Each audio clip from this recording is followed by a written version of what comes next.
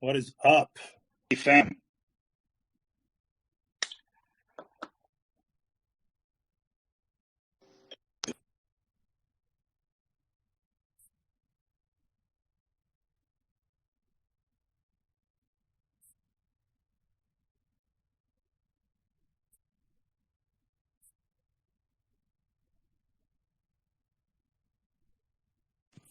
All right, can you guys hear me? Sure can. All right. All right, I think I'm back too. All right, thank you very much, everybody, for joining. Just wanted to quickly say thank you, everybody, for joining us on today's AMA. I know there are a lot of new folks, so what we're going to do here is we're going to set the stage a bit. I think people still rolling in. Yeah, we're already over 2K. So for those of you who don't know, my name's Alex. I am in marketing here at Veve. I will be co-hosting today with Rhys, who is our head of comms and community on the Ecomi side of things.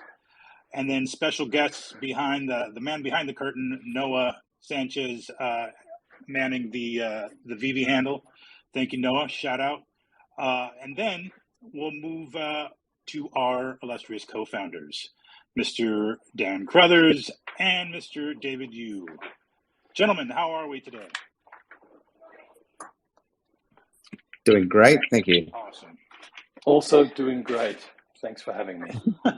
Doing well, thanks. Happy New Year to everyone. Yes. Happy New Year And to everybody. And to our Russian listeners, Merry Christmas. So, yeah. Yes, absolutely.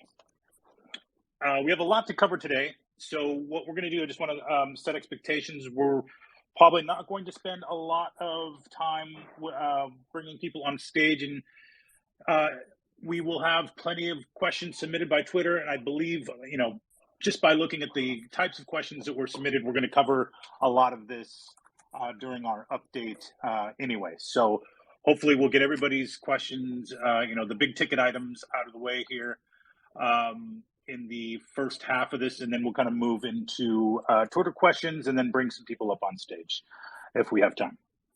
So thank you, everybody, for joining. And at this point, I'd like to hand it over to Rhys to kind of drive us through this beast of an agenda. Rhys. Yes, it is quite the agenda today. Thank you very much. And just from myself as well, a very Merry Christmas and Happy New Year to everybody else. I think, are we going to start with our updates, Alex, or should we start with a bit of a 2021 recap and celebration? Yeah, let's do 2021. It's the new year, we just kind of put a bow on 2021 or a fork in 2021, however you want to put it. And we'll absolutely look forward. The turkey is done on 2021, is what you're saying. Yeah. Perfect. Well, in that case, I think Dan may have just been kicked from the stage. I just got him back on. Yeah. Got him back on. Perfect. Well, first and foremost, I think we should probably dive into the massive growth that we saw over 2021. For anyone who has been with us from the start of last year, Veve was only made available to the public on the 24th of December. So, a little over 12 months ago now. I think at the time, maybe we had 1,000, maybe 2,000 users in the first sort of week or two that had come from our community. I'm sure we have an update as to how many active users we have now, Dan. Yeah, I'm just thinking back in December last year. I think right up till January, we were still definitely in the hundreds of users.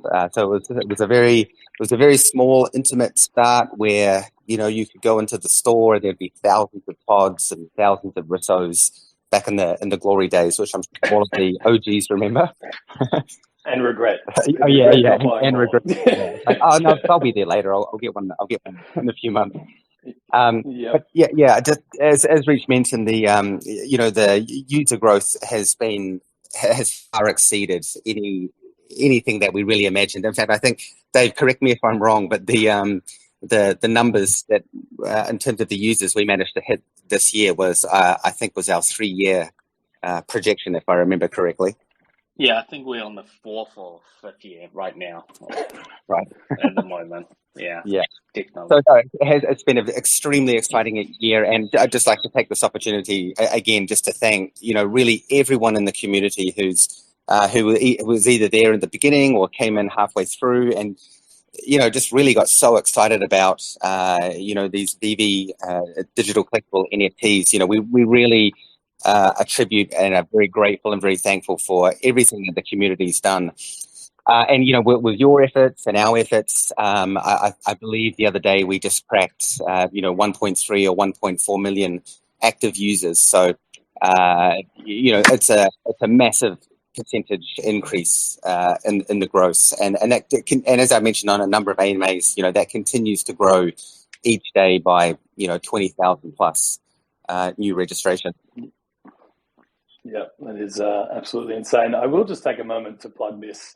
If anyone hasn't left us a review and you would like to on the app stores, just a little reminder, if you don't mind going and dropping some nice words there. Yeah, if you mean them. We're only accepting 5-star reviews at the moment, aren't we? Yes, that's all we accept, actually. Yeah, thank you. Yeah, just a little plug there. So, okay, we're looking at sort of 1.3, 1.4 million active monthly users now. And just to really exemplify that number, I mean, what does it take to be an active monthly user? What is the interaction there on the collector side? So technically the app metrics are broken down into 3 areas. You've got active monthly users, weekly monthly users, and daily active users. Sorry.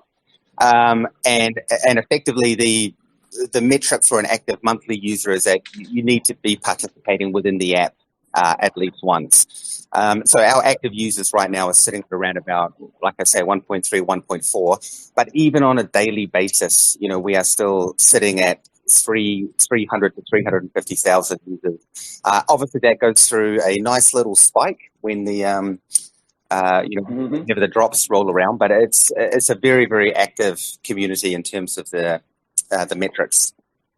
Yeah, incredible. I know everyone used to say like our retention rates are sort of off the charts when it comes to these things. So it's nice to break that down. And do you know roughly how many NFTs we have sold in the past 12 months? Yes, I was looking that up just the other day. I believe we surpassed 3 million NFT editions, which is pretty crazy. I haven't done the calculation, but if I divide that by 365, that's a lot of NFT editions on a daily basis. That is a lot. I remember, sort of earlier in the year, we had a content plan and we thought we had enough content to run out for 5-6 months, and I think it was used up in about 4 weeks. How foolish we were, Rhys. Yeah, foolish indeed.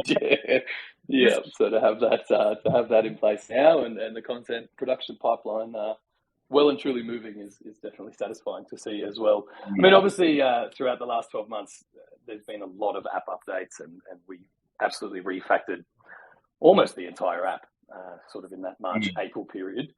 And with that, we rolled out one of the biggest updates that we've seen, and a brand new product, which was obviously NFT comics. How's that journey been so far? I mean, just to circle back to your first point, I mean, like I said, we were expecting a certain number of users, and when it comes to development, you build your pipelines to anticipate, maybe 20% more of what your projections are. However, we went from 0 to year 4 in 12 months. So, I'm sure a lot of the OGs here remember the dreaded / spiking DeLorean drop back in the day. Still haunts my dreams.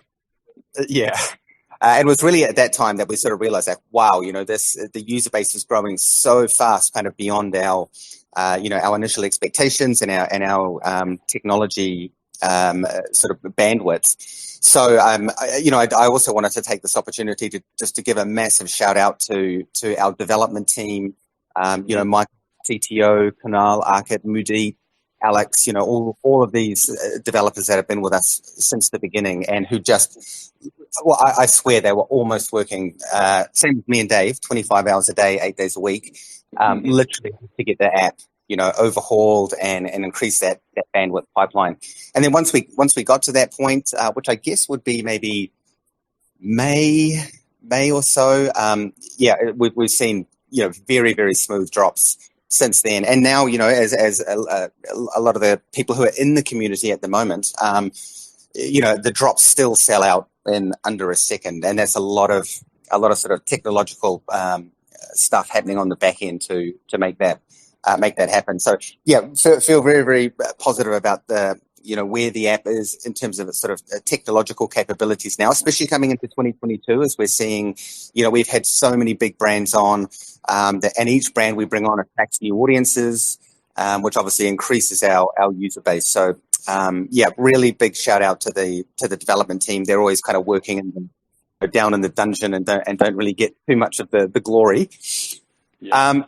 Comics. I mean, this when we started initially discussing this with Marvel, I think it was quite early on, if I remember correctly, Dave. Like maybe possibly even back in 2020. And so when we did eventually get to roll it out, it was very exciting / very nervous. Dropping that first comic. I think we're all sitting here in the development room, crossing our fingers, making sure everything would go well. But it's proved that, comics, I guess initially we sort of thought they would be like a subsidiary collectible to the NFTs, but they, really have just got legs of their own. And now comics and collectibles kind of go head to head in terms of their popularity. And it's just really exciting to see, a lot of traditional comic readers start to move over into this space. And of course, coming into 2022, as we, drop more, potentially bring on other publishers, I absolutely expect to see that grow. And I really hope that the digital NFT comic will really start to take a big portion of the market share. Yeah, we've definitely seen that across the community as well. We have two types of collectors, and there's obviously crossover between them. But shout out to everyone in the community that brings so much value and knowledge when it comes to the collectibles themselves, the brands, the comics. I extract a lot of value from those things, and I'm sure that everybody else does. So, again, big thank you to everyone who contributes on that front as well. Now, this was a bit more recent, that Showroom version 2 rolled out after some early demos, and obviously we now have the empty showroom, or the blank Showroom 2, which makes sharing photos a lot easier. How was the journey there? Am I correct in assuming there will be a V3 at some point?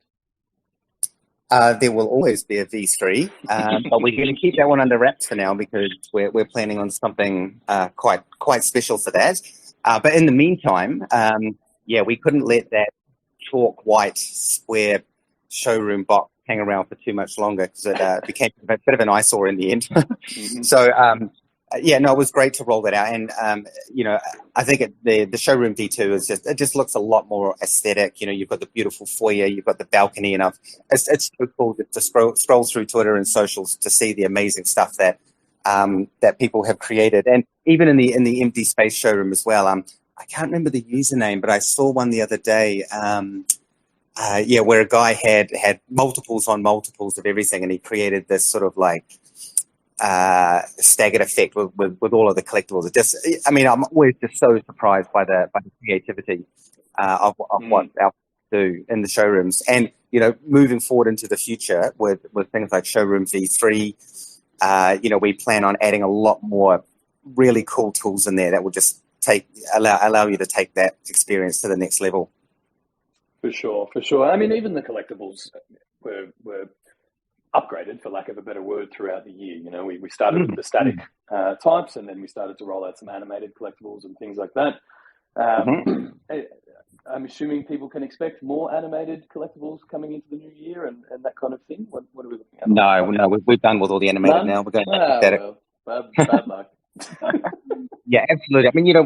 As you say, if I go back and look at the very first collectible we dropped, from the Batman 100 and the Risto and all that, to what we have now, especially some of the content that we're producing.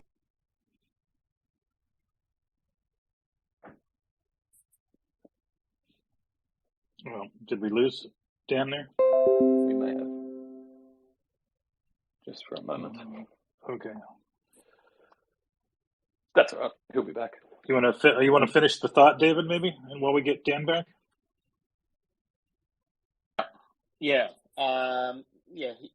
just going back to the collectibles, I think it was getting down to the wrestles and, the DC lines. I think this year, moving onwards, we got quite a bit of lineup. And we are going to, with these property owners, we always wanted to do something a bit different for each category, so they don't really cross over each other and eat each other's market. I mean, I think our fans understand that the black and white series is there's 100 of them, and they probably expect there will be about 100 of them all coming out over the period of time. And then the Marvel stuff is, we're going through some of the older comic. And I think throughout the Christmas period, a lot of our fans saw a lot of the newer, the Groot came out, the Deathpool, some of the more towards the studio alike type of collectibles.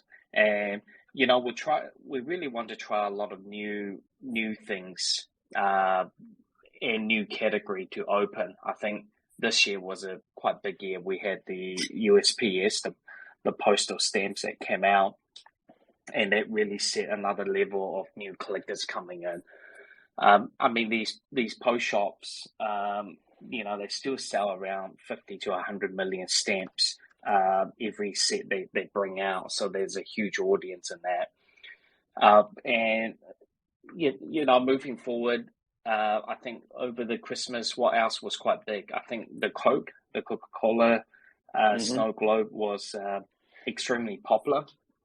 It was a surprise drop. We didn't really do that brand announcement like we normally do. And there was showrooms I seen, with, I think there was one that I liked the most was the one with the ski field or, the snow field for collectible with the music background going through it, So we should be expecting a lot more these type of branded collabs with Veve in the coming, months for this year.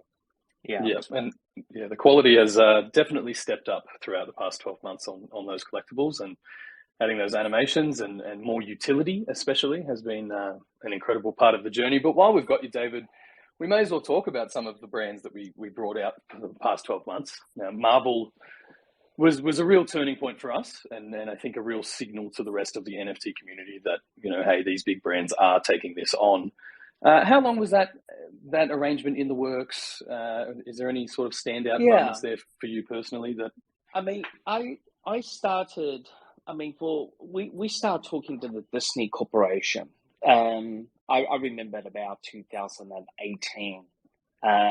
Started up when we were based up in Singapore and the Greater Asia area. I was flying into China to speak to the Southeast, the Greater Asia market, and slowly we got into see some of the executive in Los Angeles, I think mid or late 2018, and the conversation really kicked off 2019, and was trying to understand most of these corporations are very traditional. They like to see concepts that's been proven. I mean, selling digital asset NFT was definitely, not a common word like today. Took a number of try. I think we knock on doors, hundreds of meetings with all these licensors combined just to get one across the line. And Disney Corporation is one of the most magical company, with so many franchise through, the acquisition of Fox, which we're seeing in the golden moments came out. And that organization has a lot. Well, I almost call them institution now. Has a lot more other brands. For us in Veve, it's quite important that our audience understands that we're only going to be bringing out more and more brand when we see the time fits. It's all being curated with a timeline. There wasn't much point to bring out a big IP when you only have 50,000 users. The whole idea is to go, well, we think our user base is ready for this mass market. I mean, Coke, for example, is one perfect one. Everyone knows Coke, the brand's one of the most well-known brands. But, would it be relevant if we bring something out, let's say in 2020 when we launched the app, last year, as one of our star teasers? No, it doesn't. So, we plan things where we see we're moving into, and also when the technology allow us. So a lot of the NFTs or product that we have worked on, Dan, and I'm one of those guys. I only have one direction, and that's going forward fast. Then there's sometimes someone really put the brakes on a little bit and go, well, we can't do that. We're not ready for that. And I'm going, well, you better be, because I promised them this. Yeah, it's on the Instagram. Thanks, Dave. Thanks for all of that, Dave. We appreciate it. And I think it just happened about 25 minutes ago when we got a phone call. Yes, I'm still a bit grumpy about that, Dave. Don't bring it up. It's sensitive. Yeah. So, yeah. And Okay. then you're talking a little bit about the Batman Black and White before you went offline. Yes, we were also leading up. I think I was just saying that, looking back at to touch on Rhys's point about the how much the collectibles have improved over the space of 12 months from the original, Batman 100 and the Batman Risso to now, these fully customized, built from the ground up assets, in particular, like what we're doing for Marvel, which have animation, sound effects, special effects. And then I was just going to go on to say that, coming into 2022, one of the main things that I want to see is definitely more interactivity. So, when the collectibles are in AR or are in your showroom, there's going to be a lot more cool stuff that you can do with them, whether that's interaction or, say, for example, being able to drive the DeLorean around. And the other key thing I think that we're going to see in 2022 is the utility of the tokens. For those of you who have been around for the past sort of 3 months or more, you will know that we have dropped had done some NFT drops that have had utility in it, like with James Bond, etc.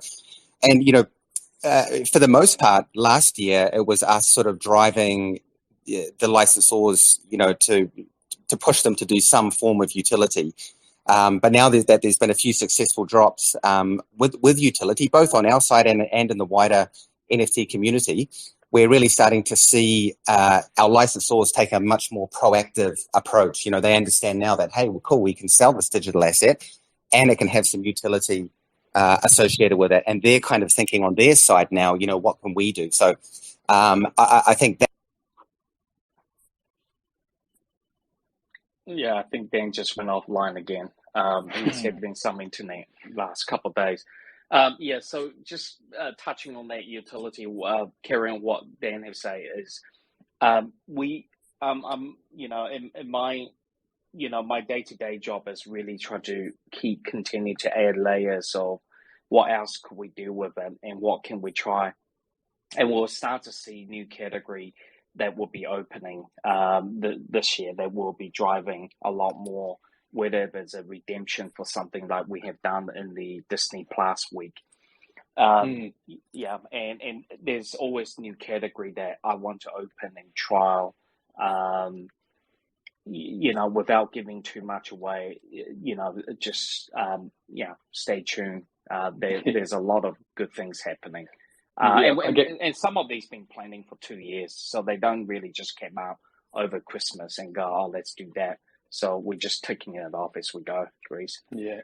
I think one thing I've noticed over the past 12 months, as you mentioned, originally we were sort of pushing licensors to consider or add some utility, but it seems they're now using these NFT releases as part of their larger product strategy. We saw it with, was it Hitmonkey? The comic came out before the release on Hulu.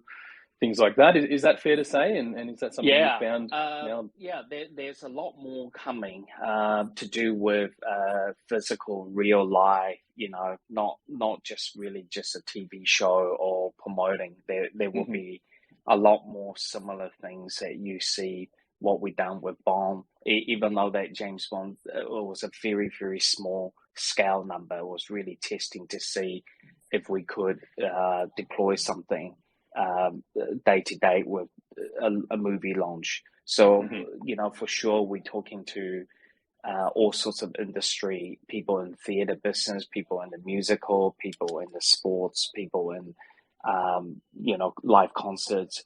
As live get back to a bit more normality in 2022, hopefully, that we'll see more and more of these execution that will be happening. Yeah, for sure. So really, in the next 12 months, we're kind of moving from the realm of digital collectibles and more into digital toys with that interactivity and digital merchandising, really, with some of these partnerships and co-marketing. Yeah. So there's a new term that a lot of these licensors are starting to learn from us. It's like the digital clone. You get a physical product with a digital version sitting next to it, and the idea, what we really want to eventually push boundaries on, is that augmented reality. Does it add another layer when you overlay it on that physical product? So there will be things that we will be trialing now, and obviously it's really dependent on the technology if available. With this MermaidCon set coming out, I think tomorrow it's going to be one of the major releases. We've been waiting it for a long time. There's a lot of metallic, there's a lot of colors, the see-through, another level of trial. We're trialing new things and see what the public think of it.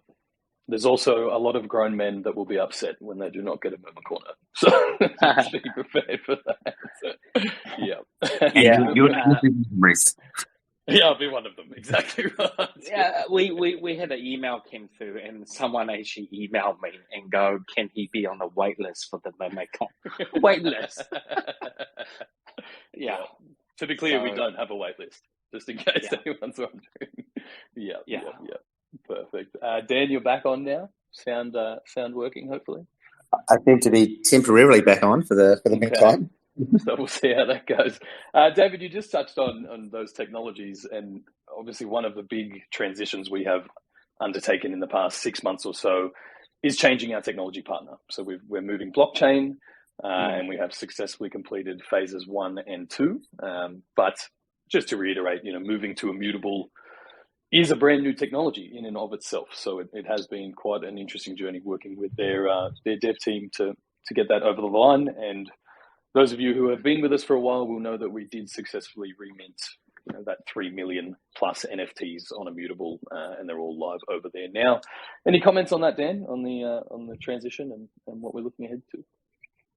I think the main thing really is with the move to Immutable is really just to move to an Ethereum-based chain. Obviously, layer 2 which is gasless, and obviously it has very minimal environmental impact. All of these kind of things are very important to us and very important to our licensors. Obviously, when an NFT drops to a new audience, there is still the somewhat incorrect rumor out there that all NFTs cost the power of one household for 10 years to generate. So for us, it is quite important that we continue to move along the environmentally friendly path. But really, the main thing is that Ethereum, and we all know, Rhys, that you're an Ethereum purist, so massively. Massively, yeah. And Ethereum is obviously one of the biggest and most popular protocols out there. So it was really a no-brainer to move to an ETH-based platform, because as we move into this year with other features like interoperability, and it really just widens us up to a much bigger community. And in addition to that, means that we can eventually start moving Veve NFTs out to other marketplaces, or if people want to store them in wallets, etc. So that was really the main kind of move, and very happy to have sort of phase 1 and 2 done and dusted in 2021. Yeah, absolutely. And I just want to add a major note is a lot of these time for us is if we were just a solo project with one artwork I'm minting, it's easy to migrate because we have hundreds, of brands that we have to speak to let them know what we're doing, and the communication, takes a lot longer. than if it were just a singular NFT project that we just decide to move. So things just take time. And one of the major thing about our tech team is that security is always the number one priority, unless we know we have everything covered on the migration. And it's all about security, ensuring that our, these NFT are going to be reminted correctly, and it's not going to be jeopardizing the user's accounts. That is actually the main reason why things get delayed. We're just testing continuously to ensure everything, and that many more of the 2022 technology rollout and things that we're implementing that we probably mentioned or promised last year are still going through strict testing. And we just want our audience to understand, we would love to have this happen all much faster, but it does take a little longer than normal. And just be patient with us. Thanks. Oh, especially as this continues to expand. The scope has always grown and seems to by the week. But you just touched on something there, and I'd love to get your opinions on this. It wasn't that long ago that blockchain was a bit of a dirty word to mention to licensors, and I know that over those years of trying to acquire licenses, it was quite difficult. And then obviously we've seen NFTs come to the limelight over the past 12 months. Has that changed the narrative and the discussion that you guys are having with licensors? Are they much more comfortable with the idea now, or are we still kind of walking some of them through it? How has that landscape changed? Yeah, I mean, there's a fine balance of them. A lot of the IP company studio we work with have actually now got an NFT division that is front-facing with us almost full-time, daily basis. And then you have the smaller companies still scoping out and trying to understand, why Veve can be almost guessless. And another company is you have to pay $50-$60 every time you transfer. So that definitely there's still a lot of educational things going around. And I mean, more and more mainstream company. And I think I read an article, I think possibly GameStop was looking to do a marketplace. eBay's doing a marketplace. There's a lot more mainstream company doing it. So we definitely see the words being used, and not just used that. If you compare to, and quite often my friend goes, well, it's like a Beanie Baby, you're going through a craze. And I go, well, it's not really, because the difference between now and back in the 90s, that there's only one Beanie Baby. The toy company makes that baby. So now, with NFT, every artist and every celebrity, from sports to music and to individual talent artists are all collectively pushing this new boundary and embracing it. And big corporations, company are using it. And it will be no time that you'll start to see possibly, airlines or car registrations, your warranty cards on your fridge could all be in a NFT in one way or another. It will definitely be living around us. So we're really embracing to ensure that this technology is going to be here. Our job is to corner the collectible market and add utility to it. And you'll continue to see great products coming out, hopefully, in for many years to come. Yeah, couldn't agree more. Oh, it's great to hear that that narrative has definitely shifted. As you say, companies now have their own NFT strategies and understand that this is going to be part of their product strategy moving forward. Obviously, we benefit from being in the perfect position to help them into that industry. Now, over the last 12 months, we didn't start with many people in our community when Veve first launched, but we do have quite a number of followers now. Alex, you probably have the most recent figures on this. Explosive growth didn't just happen in the app. We've seen our social profiles and our Discord grow leaps and bounds over the last several months, especially. And so I just want to say, thank you to the entire Veve fam, everybody who's along and rocking with us here on this journey. We just hit the 100K mark on Discord, which is huge. Just to think, where we started and where we are now, We have a bunch of amazing mods, kind of helping us hold things down in there, because Discord can be a jungle. We've got it really nicely organized into different channels by interest. We have drop day live shows. Anytime there's a drop, we have a group of guys and gals in there that talk people through any questions that they may have and pump people up for the drops.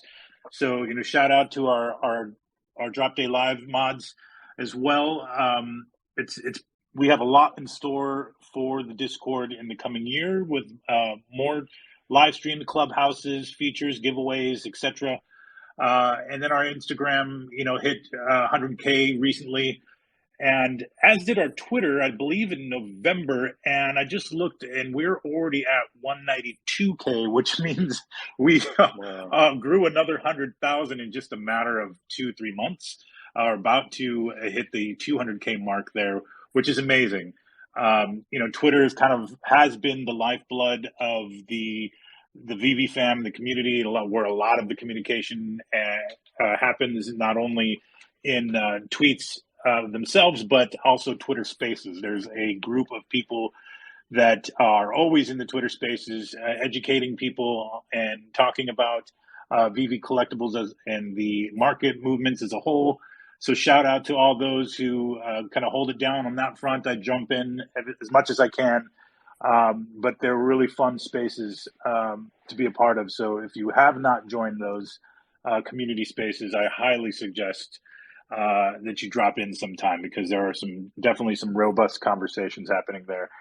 Our YouTube has also grown significantly, although we have plans to have more content and more robust content rolling out there in the future. Right now, it's has just been our promo videos for drops, but we do plan to take more of an active role in creating content for all platforms, including YouTube, so that you can expect to see some more live streams, 101 type content, anything to do with new collectible types, etc., just to make sure that we are touching all the bases, because our audience is obviously not only on Twitter, but all around the social sphere, if you will. So yeah, good stuff happening on the social front. Yeah, community couldn't front. agree. Yeah. Couldn't agree more. And hopefully within that we can bring a few more artist interviews as well, so people can get to know a lot of the people we'll be releasing, and hopefully have a bit more lead time on those releases. Now, we've also seen some pretty incredible team growth over the past 12 months. I don't know if Dan is still on the stage, or maybe he's back. Yeah, I'm finally back. I don't know what's happening on the internet today. Twitter's not enjoying your company today. No, apparently not. But, now, 12 months ago, Dan, outside of the development team, I think there was only 4 or 5 of us kind of running around manically. Yeah. I think there was, I think back then we had, in January, there might have been 8 developers, and then, but basically the remaining 4, keeping everything under wrap, which we quickly had to change and scale up. And I believe the team now is, in excess of around 30, 35 people. Plus, we obviously use a lot of, external parties as well to help out with our content and other various things. So, we've definitely grown the team. And moving into this year, we'll continue to grow. And on that note, a lot of people ask, why don't we just hire 100 people at once? But it really doesn't work like that in the development world, and we need to continue to grow organically and evolve as the company comes on. So, as the company grows. So, for anyone with worries about that, please rest assured that we are always advertising and always hiring to expand the team out. Yeah, for sure. I mean, in the past 12 months, we did welcome Alex and Noah to the team, which has obviously had a much greater impact than I ever would have. So big shout out to both of you as well. You're too kind. I hope you meant impact in a good way. Impact in a good way, definitely. Yeah. That's why I left this section for after the community growth. It's good for that. But all right, lads, any other thoughts on the past 12 months, or are we happy to move into some updates? Yeah, all good on my side. Again, just want to reiterate the effort that everyone's put in it. So, yes, it's just been such an amazing journey. And, I think we're all excited / nervous for 2022. Absolutely. Absolutely. Yeah, I would second that happily. All right. Well, first and foremost, I might just jump into the secure wallet before we get into some of the other community updates. I know a number of people, there is currently a bug which does not fetch the fee. So people are struggling to send OMI, and I think occasionally some ETH or ERC20 tokens from the secure wallet. But there is a brand new update rolling out. I think it will go live early next week. Dan, is that correct?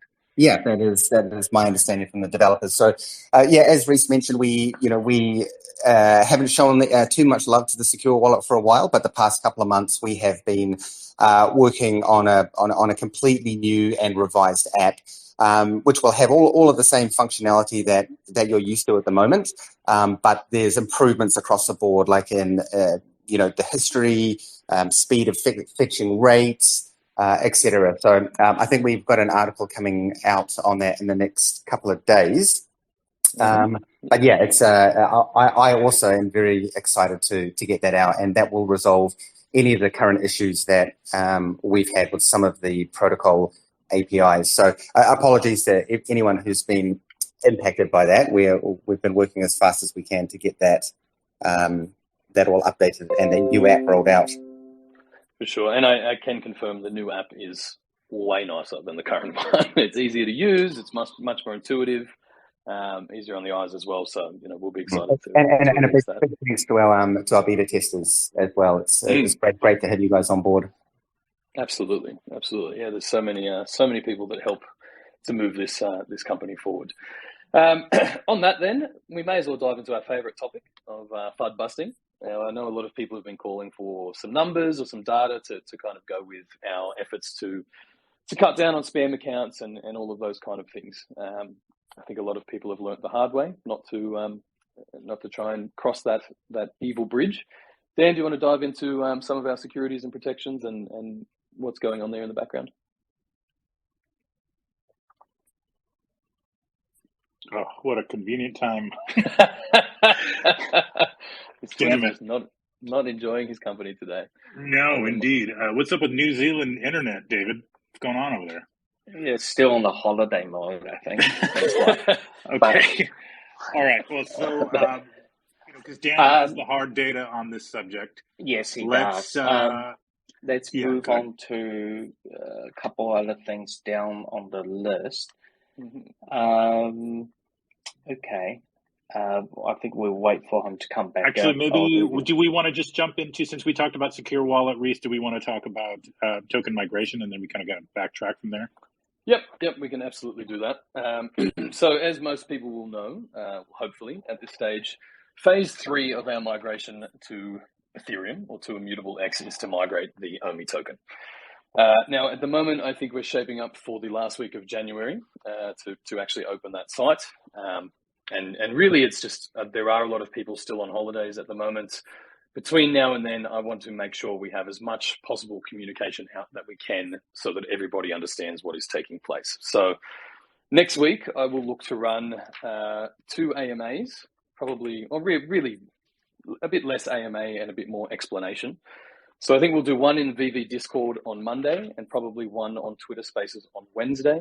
And the following week, I'll change it up and do Tuesday and Thursday. Just hopefully to nail a few different time zones. Anyone can come in and ask questions that they have there or solve any confusions. But just to give a general overview, this isn't something to be scared of. It's a pretty simple process. If you're an OMI token holder, you already know how to interact with crypto tokens.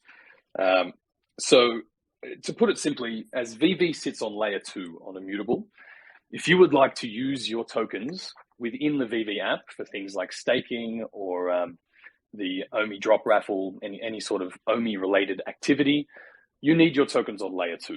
Now, during the migration or prior to the migration, you can send your tokens to your in-app Veve wallet, and they will automatically be swapped to layer 2 tokens. If you miss the migration window, we will open a bridge in the Veve web wallet. So you can still port between layer 1 and layer 2 at any time. The only difference being you'll have to pay gas fees. Now, Ethereum gas fees are not that friendly at the moment. So it's just something to be aware of. Now, if you are the kind of token holder who prefers to trade their tokens, or you're looking to trade them in the future, you need layer 1 OMI tokens. All exchanges at the moment still operate on layer 1. In order to get layer 1 tokens, you need to send them to your exchange account prior to the migration date, and the exchanges will swap them for you. And that's it, right? As soon as they're swapped, you can move them back to your own wallets that hold ERC20 tokens. But just keep in mind, you won't be able to use those in the Veve app. You will have to bridge between layer 1 and layer 2. And I will release instructions on how all of that works prior to the migration date. So they're the two automatic and essentially free ways of porting your tokens. And there are 2 articles on the Ecomi blog at the moment, medium.com/Ecomi, that detail this. It shows you sort of, we have an explainer about layer 1 and layer 2 and where those tokens go. And we also have an article about the 3 swap options. Now, the third option is a manual migration. So we have built a swap site, essentially, that will let you move your tokens from the existing GoChain OMI token to the new Ethereum OMI token. Now, you can do this at any time, right? Once the migration date has been set and the swap site opens, you can wait until gas fees are lower. If you're not planning on using your tokens for a while, you can port them in 3 months if you choose. It's completely up to you. The only difference is, one, you need a bit more knowledge as to how to interact with MetaMask and this site. And I've written an entire walkthrough guide that will help you out. And I'll also release a video walkthrough.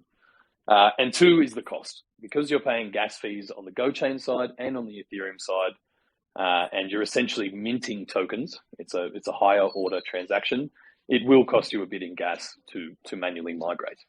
Now, who would want to use the manual site?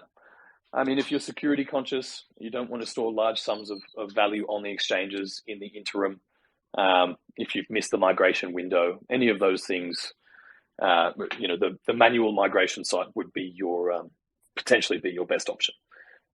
But outside of that, I'll dive into these details more in these AMAs in the next week or 2 and release that walkthrough and those instructions. So by the time we get to the migration towards the end of the month, everybody should be aware of their options. Everybody should be aware of how it's going to take place and the best option for them. So hopefully we can cover bases there. And just so everybody's aware, we've pinned here at the top a tweet from Ecomi with the swap options article directly to the Medium. So please click through to that, and we'll be posting, or Rhys will be posting, all of the information about the quote-unquote AMAs, or the informational sessions that we'll be having across Twitter and Discord from the Ecomi Twitter handle. So if you're not following them yet, please do so. We'll probably offer some information on the Veve side as well, in the form of retweets, but Ecomi Twitter is the best place for you to get all of the most up-to-date information on token swap, swap options, the article, Medium articles, etc., and these informational sessions. Yeah, perfect. And I'll drop them in the announcement channels, and I thank all of our community and YouTubers and everybody in advance who I'm sure will also help us to get the word out there.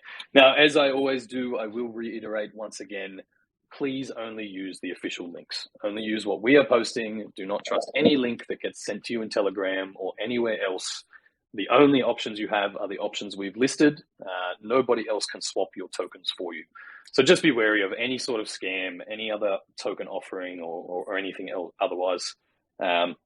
It's easy to be caught out by some of these things. So yeah, we will to note, just to add to that. Sorry, Rhys. We will never DM you on Twitter, Discord, or otherwise with any information about token swaps, nor will any members of the team. So please do not, do not follow any DM'd token related links. Yes. Great advice. Now, Dan, we have about 4 minutes before Twitter kicks you out again. So let's dive into some of this data. We were going to get into the FUD busting, and I believe you have some numbers as to sort of what's been taking place lately. Yeah. So I just wanted to start off on talking about bots, which is obviously fairly prevalent in the community. And, to be honest, it comes up on every AMA every week. one or two photos or videos start circulating. And I just want to remind people that, we take bot activity or any kind of automation, scripting, emulators, bots extremely seriously. And, we pay tens of thousands of dollars a month in bot protection services, plus, a whole range of activity that happens behind the scenes, and especially around drops. I mean, we have dedicated people in the company who look for various identifiers when it comes to drop traffic to identify any bots. And I just want to point that out again, just because our drops sell out so fast that the immediate assumption is that, oh my God, it's all taken by bots. But as I've expressed many times before, that is not the reality. And with bots, it's always a battle of cat and mouse. We implement a whole range of security features that block a lot of bot activity. They might come up with a new solution. Our security teams jump on that ASAP and look for and implement solutions to prevent what they're doing. But I think just the general assumption is because things sell out so fast that the only way that can happen is bots. But the actual reality is, for any drop these days, as I mentioned earlier, we're up to 1.3, 1.4 million active users, and we often see 10% of those users in any drop traffic. So if there's a drop of, like, let's just say a 10,000 edition comic comes out, you are competing with 100,000 plus users to get that. And all of those users are basically hitting that buy now button at the same time you are. And so, really you have a 1 in 10 chance of potentially securing. And that's why the drops have become a lot more difficult and a lot more evasive recently. So I can understand, that's the perception out there is, based on what people see. I can understand how that comes about. But as I say, we do take bot protection very, very seriously. And on each drop, we ban or we block up to 25 to 30% of the traffic that is coming in, which is all bots for the most part. And I believe, off the top of my head, there's been something like 250,000 accounts that we have banned or disabled or put into restricted mode because they have been identified as bots. Now, whenever we do these, sort of sweeping bot detection, there are unfortunately some false positives. And if you have been caught up in that, we do apologise. We actually have a division within the support team whose job is to go through and look for users who might be on the fringe of that bot detection and accidentally marked as a false positive. So we're constantly working to improve, making sure that the net is more refined and tighter for securing bots and making sure that we don't get any false positives in. And one of the changes that we are also looking to make on support side is, any false positives that we are able to potentially identify, we will prioritize those accounts, because obviously we don't want them to be locked out if you are actually an innocent user. But for the bot users out there listening, and I'm sure there's some, you're running a very risky game, because if you get caught, your account is going to be disabled because you are 100% in violation of the terms and conditions. And that's a line that you may want to walk, but just understand that there are risks for what you're doing, and that risk comes down to basically losing your access to Veve. Moving into this year, we've got into this month, we've got a bunch of major upgrades happening to our bot protection system, none of which I can go into any detail, or the CTO will give me a slap on the hand.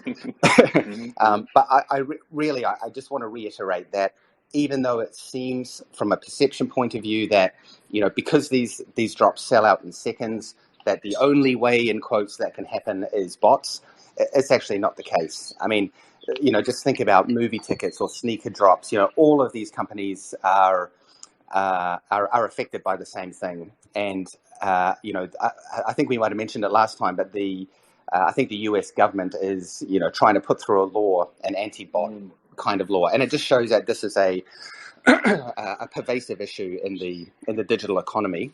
But something that we that we spend a lot on, we work a lot on, and we have dedicated people in the company to detect these people. But at the end of the day, it's still a small number of bots that actually do manage to get through. Yep.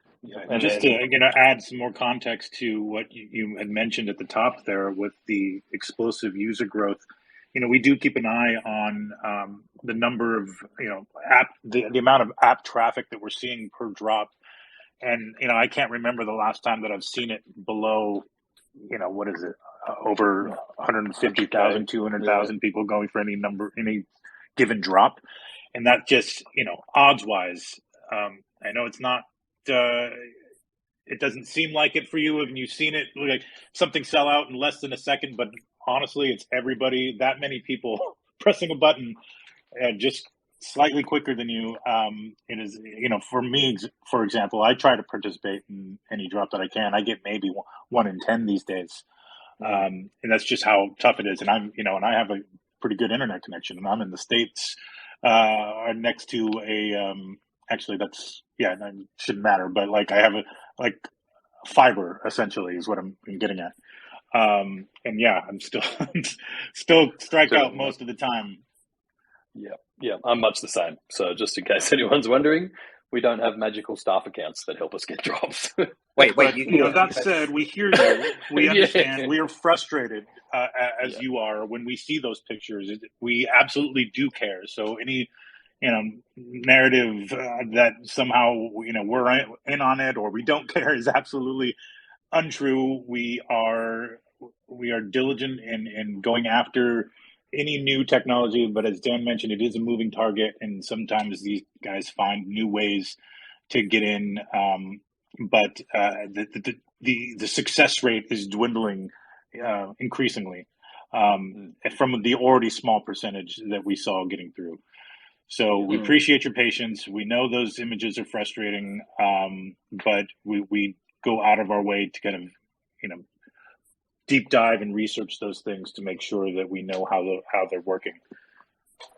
For sure. And obviously in the next 12 months, I mean, the plan is to release more drops to make Veve more fun and enable people to be able to collect some of their favorite things as well. So Rhys, that might be good. Just a good quick little segue into the drop mechanic.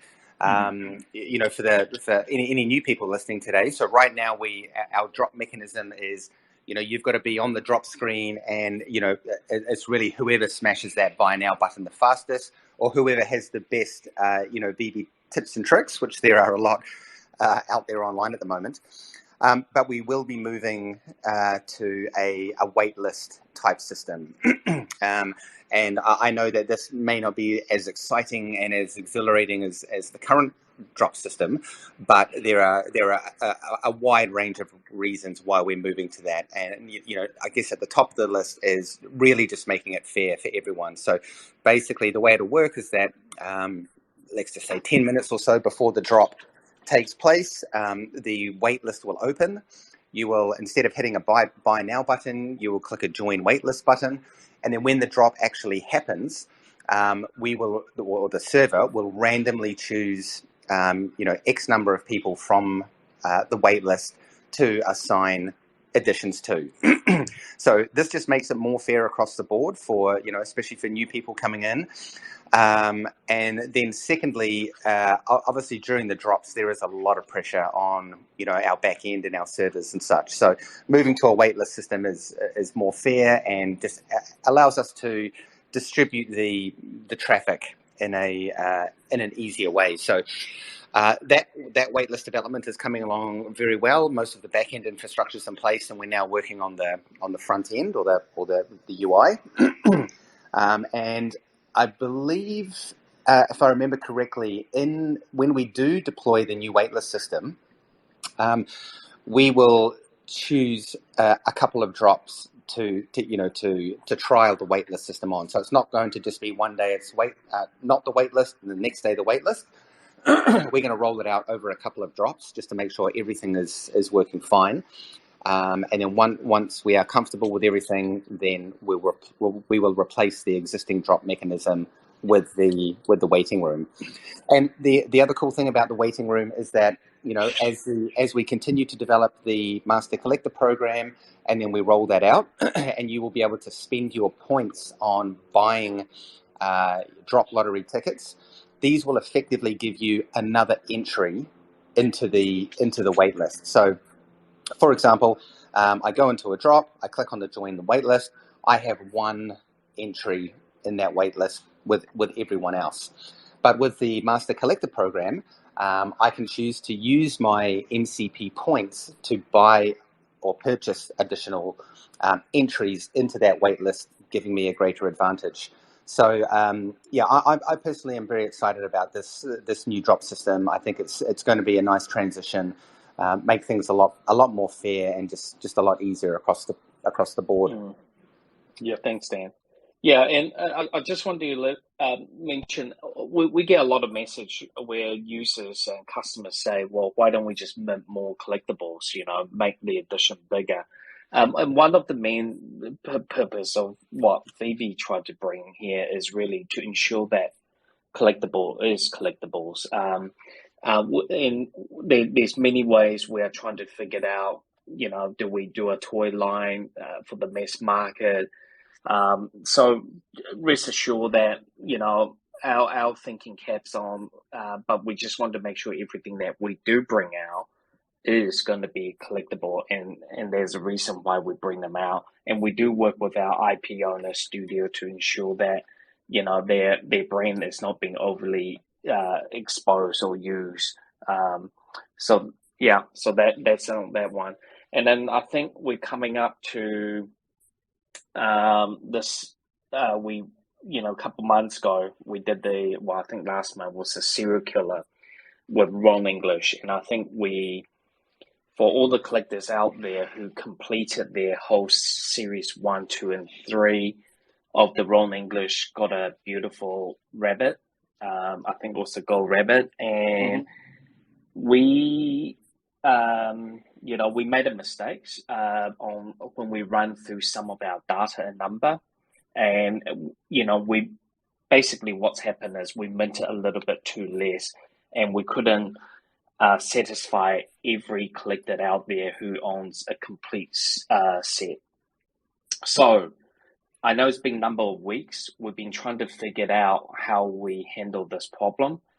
And, the easiest solution is we do, and then correct me if I'm wrong, I think we have about a few hundred users out there or collectors out there who has completed that missed out the golden rabbit. Is it correct? We're looking around 300, 400. So, yeah. And obviously there's only 666 of those rabbits, so we couldn't actually just go and remit more. So with great communication and support from Ron, we have decided to mint a new run of the gold, and I think is the Lucky Charmer.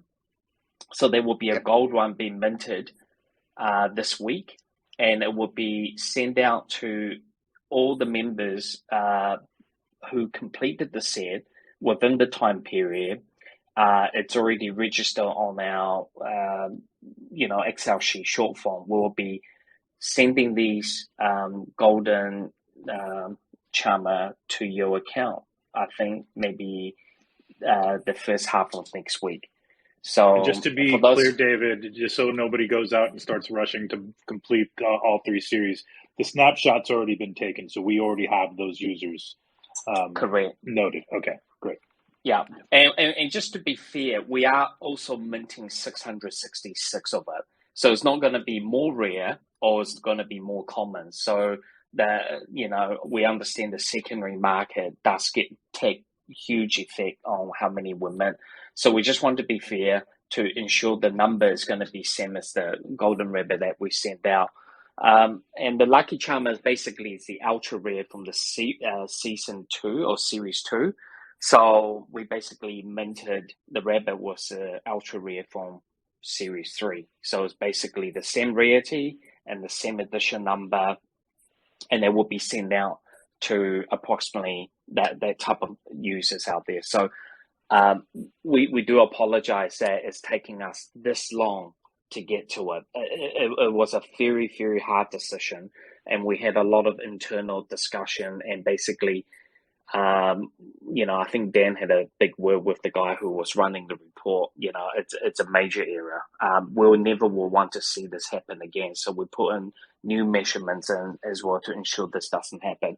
So for those of you out there who has the complete set that before our cutoff date, and that snapshot, like Alex had mentioned, it's already been taken weeks ago, you will have that delivered to you hopefully the first half of next week coming up. And we wish you all well on, I'll try to get that one as well. Perfect. Yeah, big thank you to everyone for their patience on that one. There's obviously quite a few moving parts when this kind of thing happens. But on that note, I think there are some Veve app updates to discuss, Dan. I think this one's live. Most recent was live already. Yes, I think it's only live to the beta track at the moment. Okay. But yeah, we have a couple of cool updates coming. So number one, with the release of Showroom V2, I think I promised a couple of AMAs ago that we would also be doing some big updates to all of the movement controls as to how you place and position your characters. Now, in the current version, you have to tap on the character, and then there's like 3 buttons down the side for moving, rotating, and scaling, etc.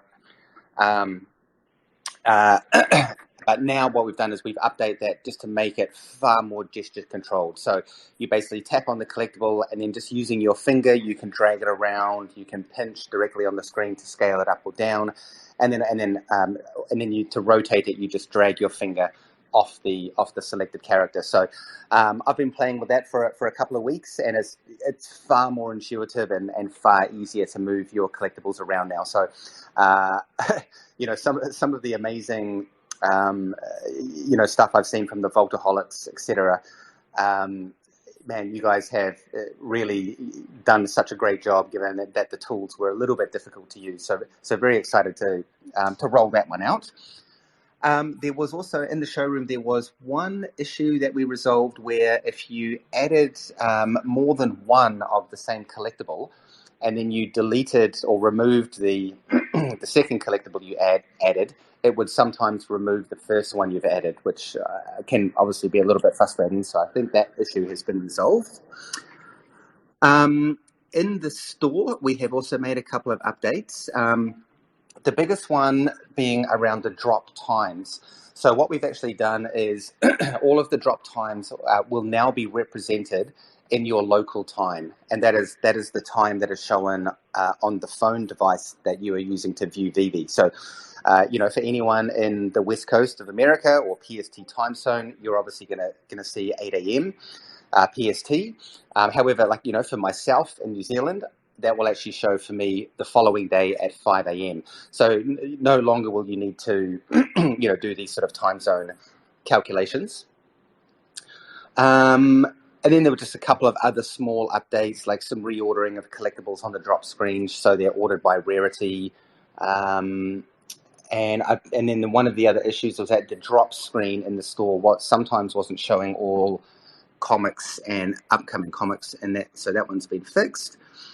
Couple of other minor updates to messaging in the app.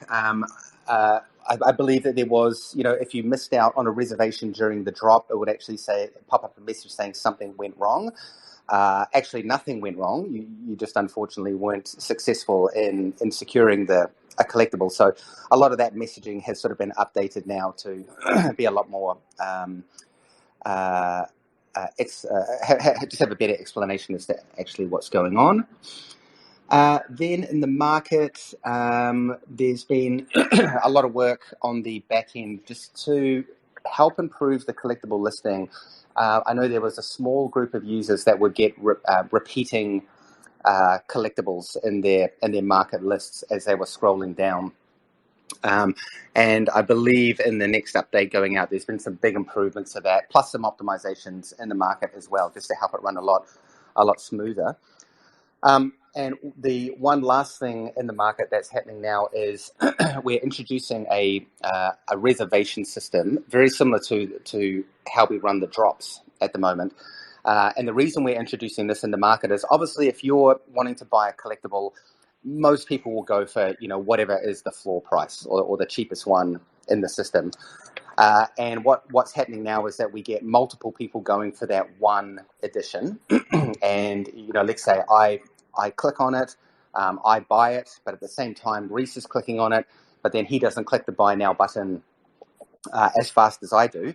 So he would then get an error of some sort saying that, this collectible is no longer available. So what we'll be doing is adding the reservation system in. So if you are in the process of buying a collectible from the market, and then someone else comes in and clicks it and tries to buy it as well, it will actually pop up a message saying, sorry, this collectible is currently reserved by another user. And I think that will just help a little bit of frustration, especially for those people who are, always going in for the floor price, which, let's face it, is all of us. No one wants to pay higher than the floor. So, well, at least for me personally, anyway. And expecting all of those updates I just mentioned will be rolled out early next week, and then the market reservation, I believe, will be rolled out in the following week. Perfect. So some good updates coming. A couple of other ecosystem updates to cover, and there seems to be, I think we've got more than 3,000 people in this space. So just in case anyone is new, Dan, do you want to explain what the MTL is and what it is to the app, and then we can sort of update on how it's going? Yeah, absolutely. So the MTL, or money transmitter license, what we actually refer to internally as payout, gives our users the ability to convert any gems that they have in their wallet to, whatever your local currency is, and then have that currency transferred down to your bank account. So, hey, let's say you're extremely lucky. You participated in the crazy 1000 edition comic drop, and all of the Veve gods were with you and shining on you, and you managed to get a secret rare. And you buy that for $6.99, and then you manage to sell that in the market for a higher price. What the payout feature does, well, it allows you to then convert those gems, like I say, into your local currency. So you can actually financially benefit from the drops. Now, one of the main objectives for us was, we have an international audience, so we need to be able to pay out around the globe, not just in USD, not just to the main areas. So one of the reasons the MTL has been in development for so long is that, over the past couple of years, the laws around AML, which is anti-money laundering, and KYC, which is know your customer, have become extremely strict and extremely stringent. And because Veve is, in the NFT / kind of crypto space, we get, a lot more scrutiny and a lot more eyes. However, I am very pleased to say that, late last year we deployed that into our production environment. And we have had a small group of users in there, going through the whole process, making sure everything's working. And I believe that there is just one last step that we need to do on our side, which is to do with our AML requirements here in New Zealand. And unfortunately, in New Zealand right now, we're in the summer season and the holiday season. And for some reason, lawyers seem to take like 5 weeks off. But I know, God, I'd never heard of this holiday thing until they brought it up. So, they're all back on Monday. So I anticipate in the next few weeks we'll be rolling that feature out to a wider beta testing group. And as we mentioned previously, this is a big feature. There's a lot of financial transactions involved. So it's not something we're going to turn on immediately for everyone. We will be basically rolling users into the program, and that'll be based on how many gems you've got in your account, how much of an active user you've been in Veve, how long you've been in Veve. And then as we start to get better and better and just feel more and more confident that the solution is working well, we will then eventually open it up to everyone. Perfect. And just another note, we want to make sure that everyone understands that the service, the MTL withdrawal or payout, may not be available at your region. There are countries that will be excluded, not because we want to, it's because those countries or regions doesn't allow us to do certain functions in the payouts. So we will be advertising that once we start the program. So it's not going to be available to everyone.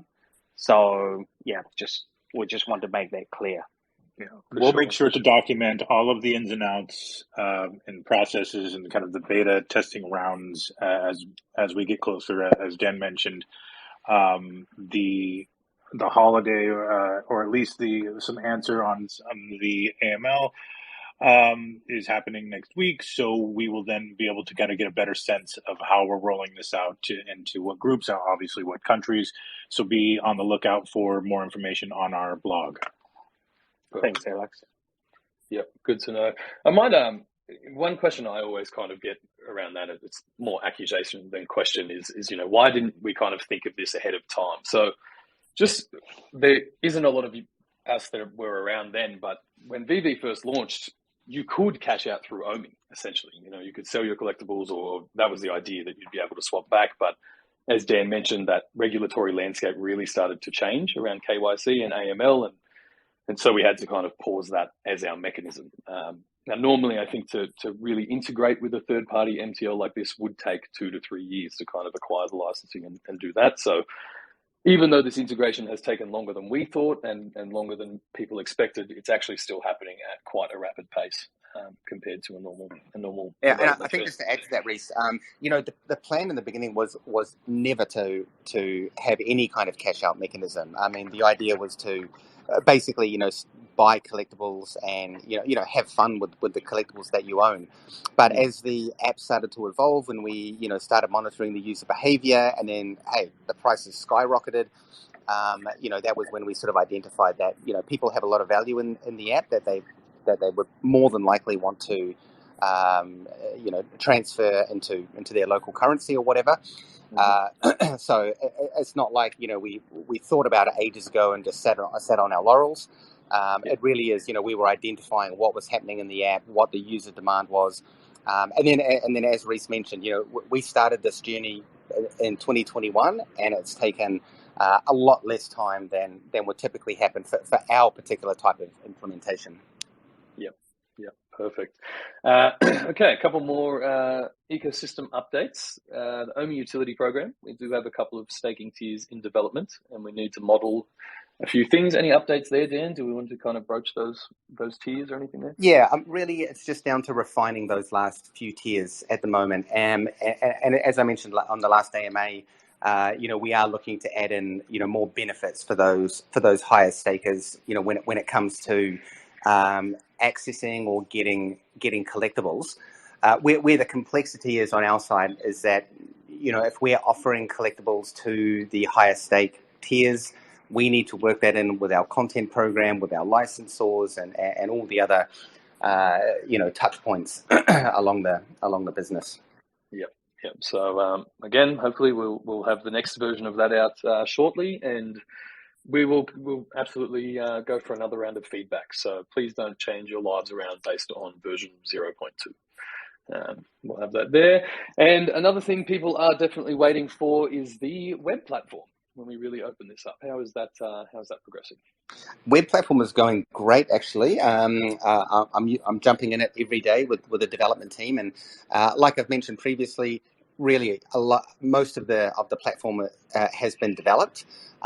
There's a saying that I like to use when it comes to any form of development, which is that the last 20% always takes 80% of the time. So now that all of the major components have been built and everything's in place, we're just going through and checking that everything, all the user flows, everything kind of works as we anticipated.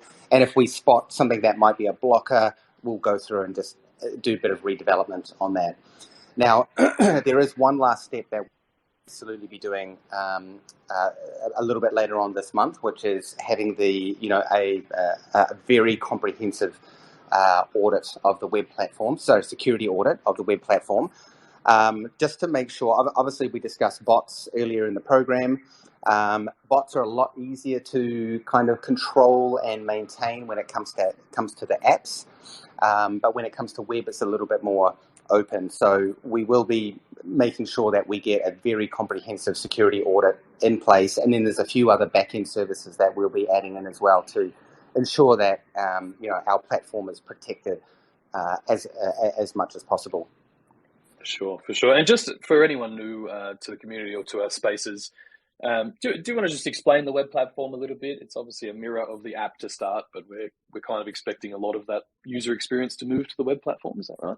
Yeah, I mean, basically, when we roll out the web platform, it effectively is just the browser version of the app. We haven't added too much in the way of any new technology that might be web specific. And in fact, moving into the future, we will always try to keep the app and the web platform, and any other platforms that we roll out on as synchronized as possible. Obviously, on phone, you've got all of the AR and augmented reality features, which you can't necessarily get on desktop. But outside of that, you'll have your virtual showrooms, your collection, the feed, the market, and really the whole idea around the web platform is just that it is an easier way for people to participate and interact with the app. I mean, I'm literally sitting at my laptop 25 hours a day, 8 days a week. So it'd be great if I can just always have that tab open to check the market, see what's going on. For sure.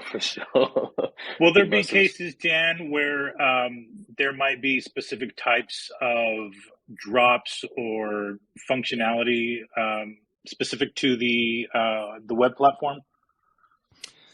At the moment, no. Okay. It's potentially something we might look at in the future, but as I mentioned, we really want to keep the Veve app as similar as possible across all platforms. So there's no disadvantage if you don't have a web platform, or you don't have this or don't have that. So we do want to try to keep the experience and the offering the same, regardless of how you're interacting with it. Perfect. Now we will get to community questions very shortly. I know we're kind of running over time, but as our first chat, there is quite a lot to go through.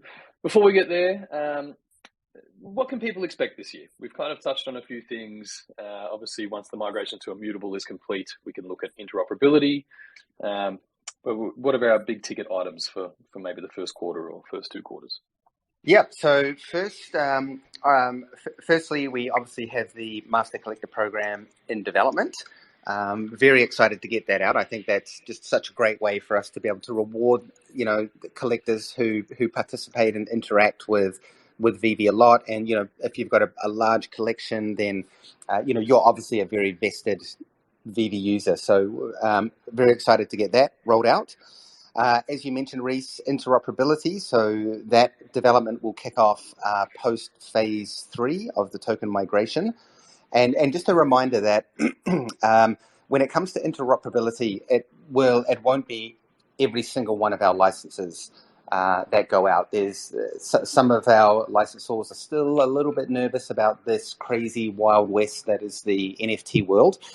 But I think, as I've mentioned a couple of times, I really do believe as NFTs continue to grow and become more accepted, and other platforms put in security measures to keep licensors happy, or at least ease their conscience, more and more will start to roll out. So when we do get to that point, we will be announcing a list of what all of the interoperable collectibles will be.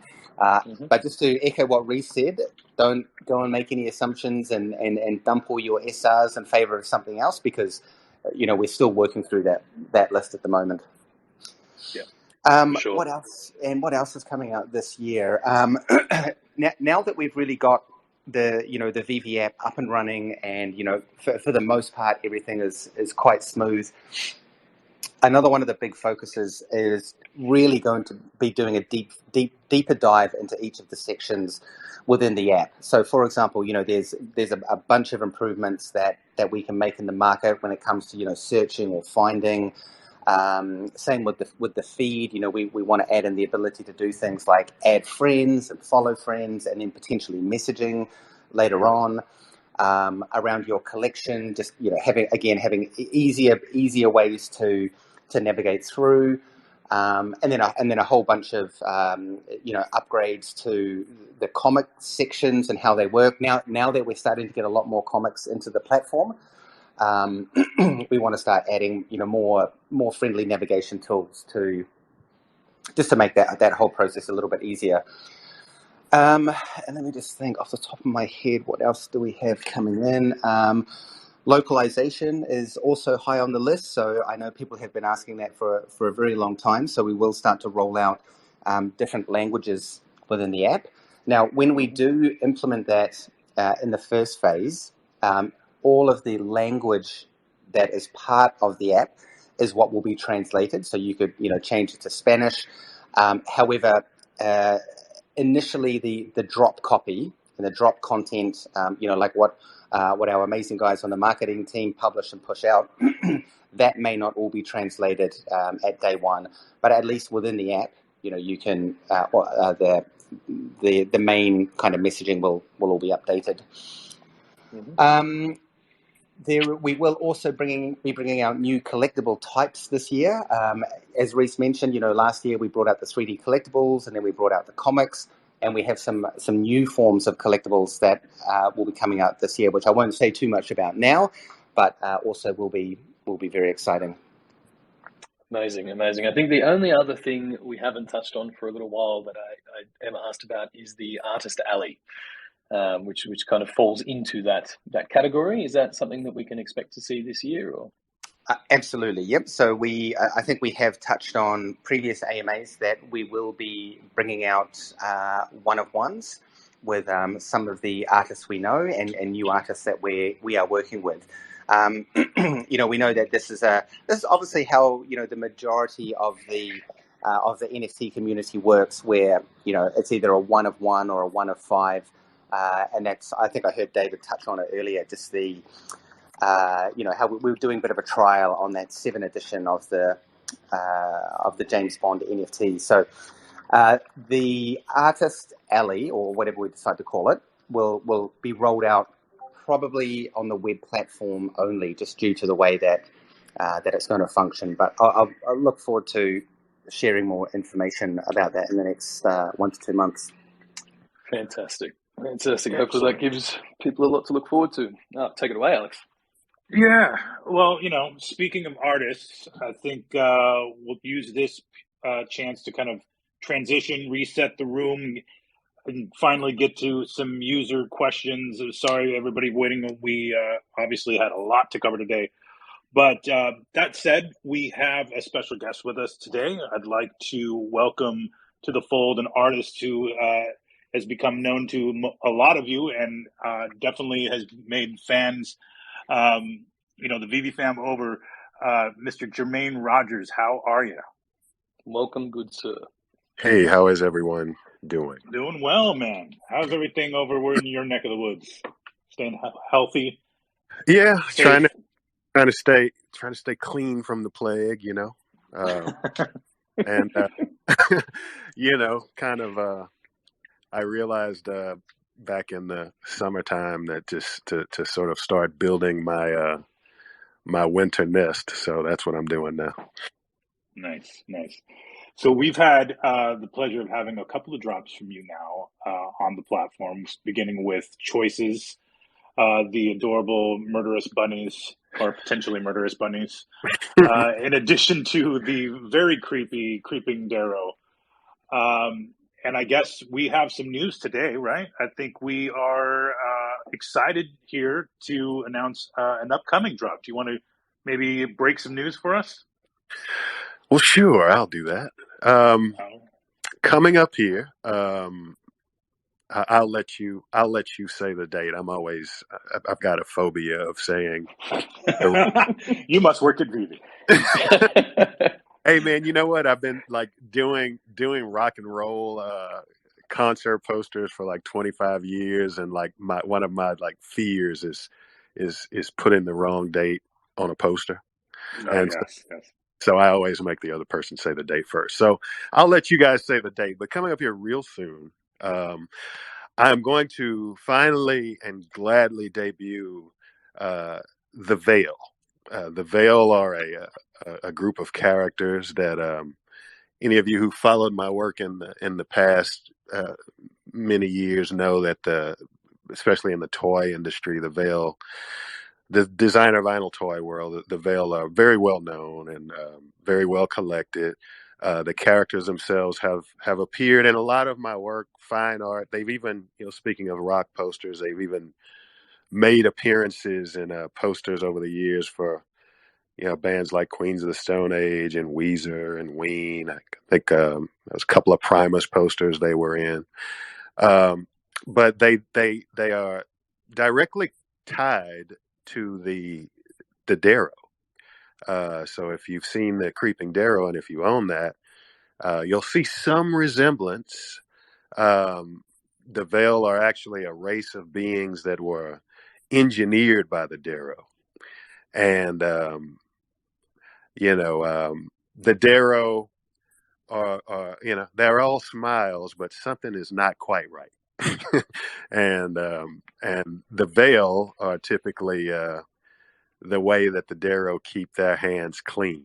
The Veil go out and handle things. But this first series, Veil Series 1, is going to focus on a handful of Veil that kind of were defective. They went against their programming and they actually woke up, something that the Darrow were not happy with.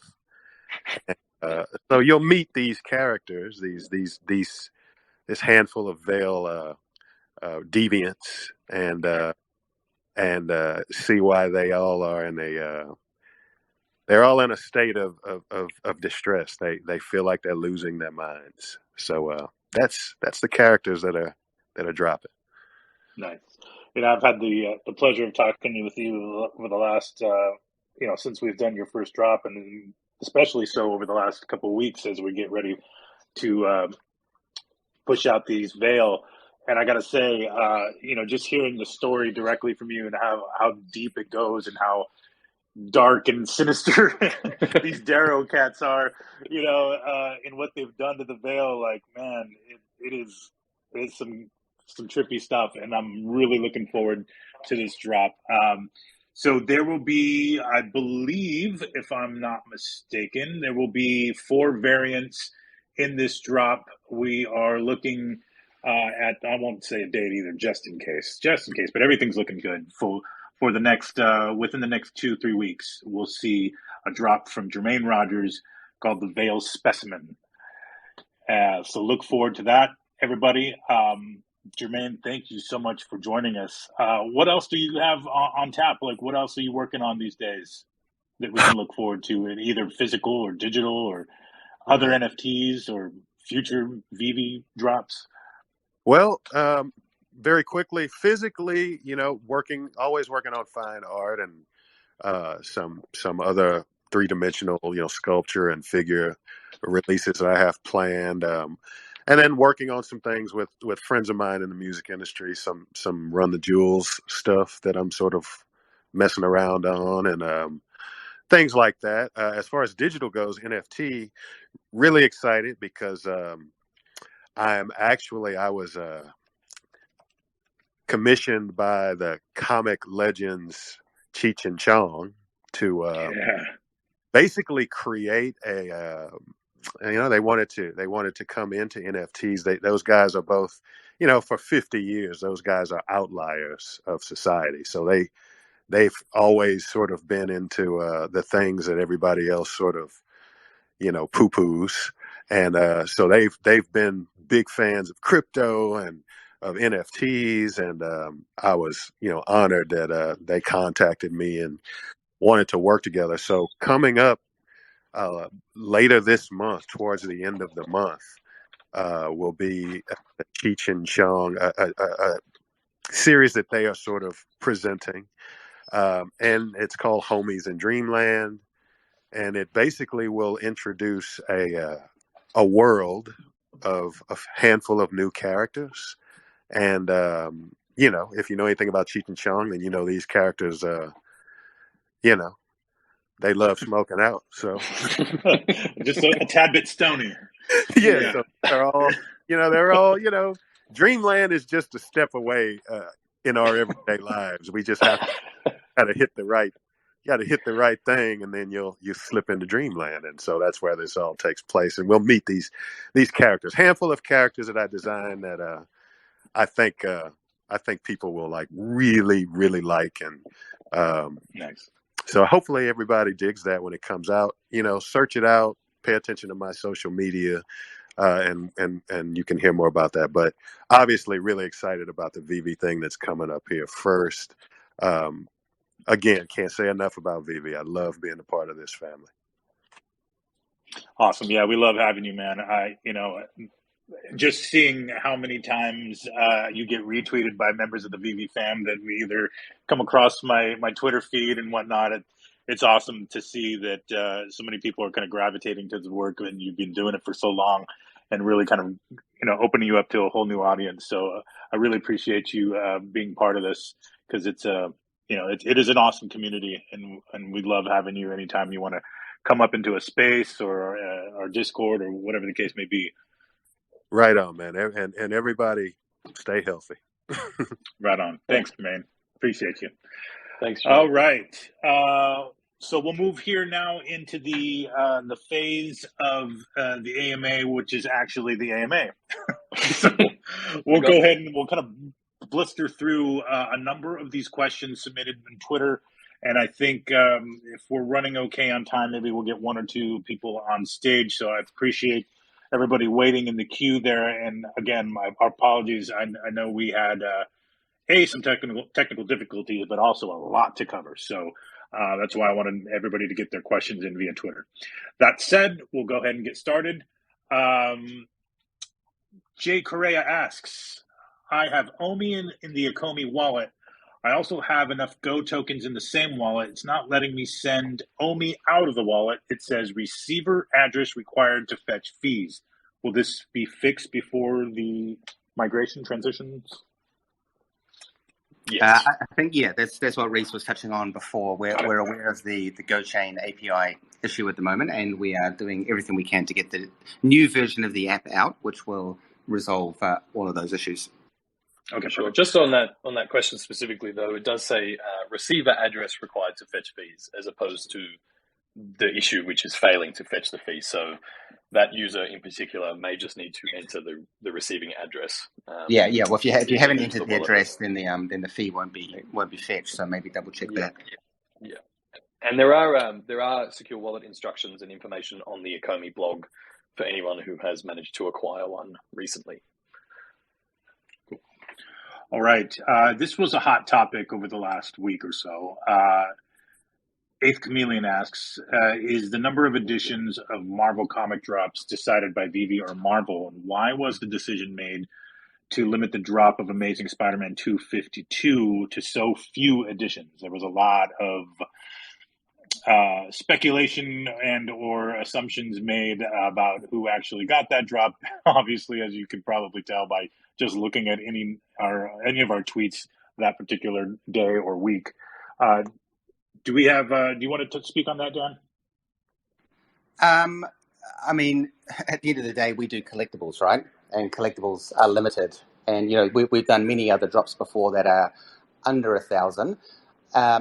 However, this was obviously the lowest comic run that we would ever put out. But we work very closely with Marvel on all of the edition runs. So it's not a decision that we make.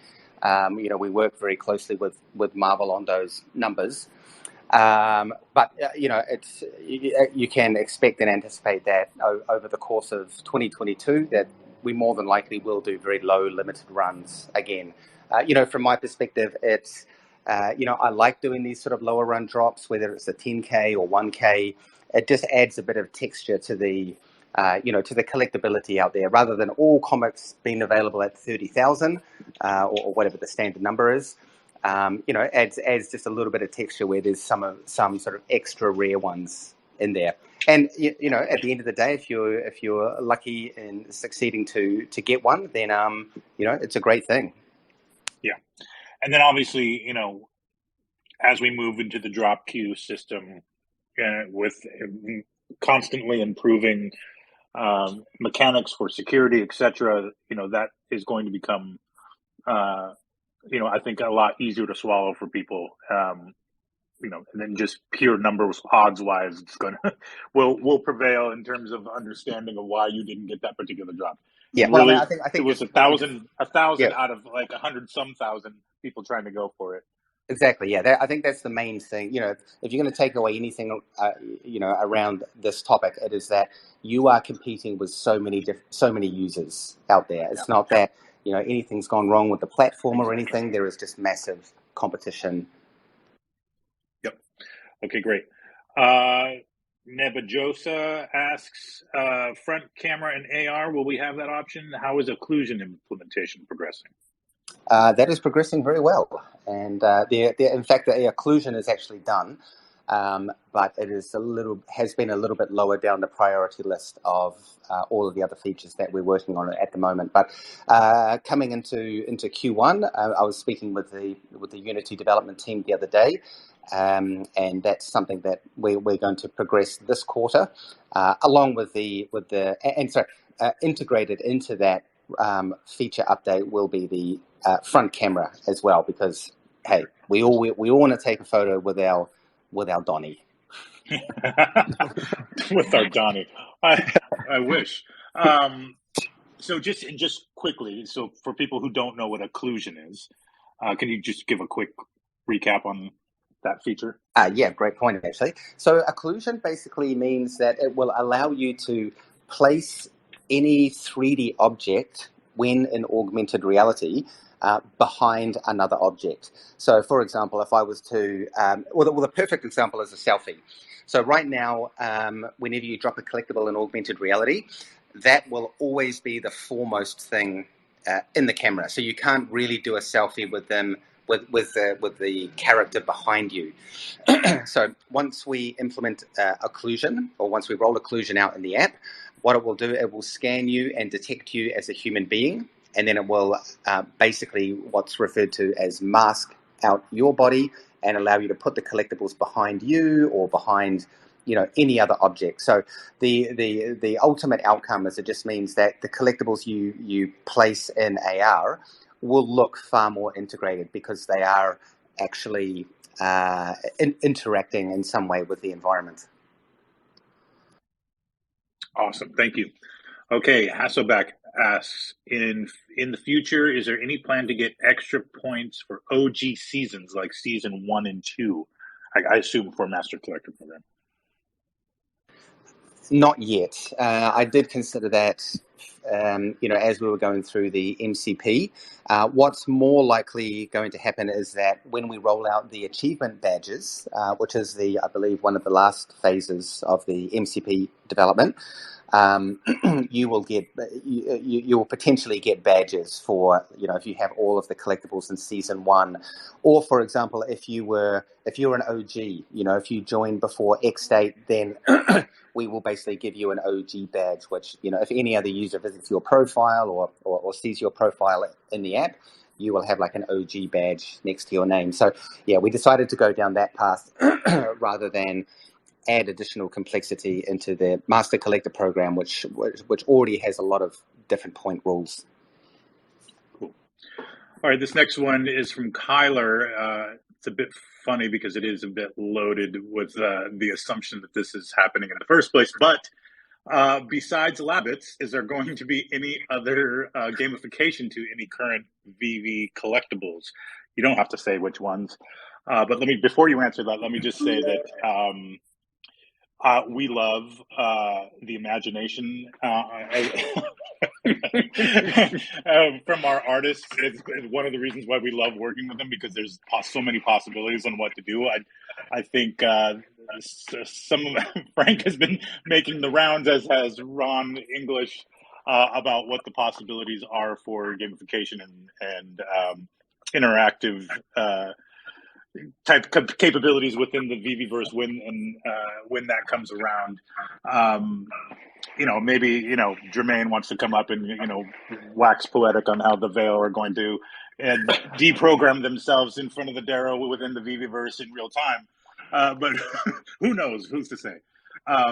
Do we have any thoughts on that, David and Dan? I know that it's kind of a hot topic in the community across the board of what things we would be able to, quote unquote, gamify amongst our collectibles in the future. Yeah, a big part of this year will be all about utility. I mean, we have seen, if you're on all three series of the wrong serial killers, you got these secret rare popped out. So, I mean, number one is we are always looking to reward collectors in that way.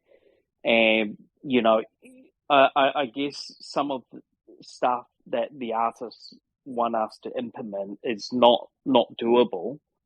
It just takes a bit of time, and we just need to make sure that we'll put it on the rank. What's most important needs to be done in the tech side.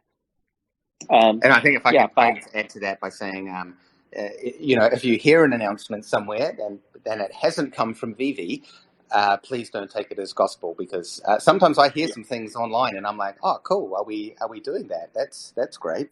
But we definitely, we definitely exploring new ways to make these more fun for sure. Awesome. Okay, let's keep it moving here. Energy asks, why and what, if any, significance is there that the Veve copyright and date wasn't included in the Christmas stamps? Just a design choice, I assume. I'm not too sure, to be honest. Okay, there you go. Irish Vivier asks, Ritmo, and I think we kind of just touched on this, but I'll ask it anyway because the next two questions kind of relate. Ritmo and Book of the Dead saw upgrades last year. Do you expect any other NFTs on the app to receive an update?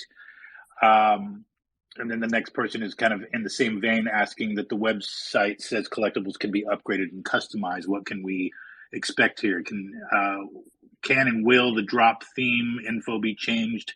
For example, if we could remove Deadpool's outfit, which seems to be a hot topic of discussion after it was discovered that if you place Deadpool behind a snow globe, all of a sudden his sweater disappeared. Yeah, well, it's just lucky right? that his red suit didn't come off as well. Now, I mean, there possibly are collectibles that will be updated. Am I going to say what they are? No. You'll just have to wait and see. But in terms of the collectible customization, that is definitely something that we've been looking into for a while. We really see that there is benefit and value. If you own a collectible, but then you could buy some additional, limited edition parts for it that might replace something like, I don't know, let's just say they had a Deadpool's jersey, for example, it's the Christmas one. Maybe, you could swap that out for a picture of David's hair or something. I don't know. But the ability to upgrade and customize collectibles is something that I'm personally quite excited about. All right, excellent.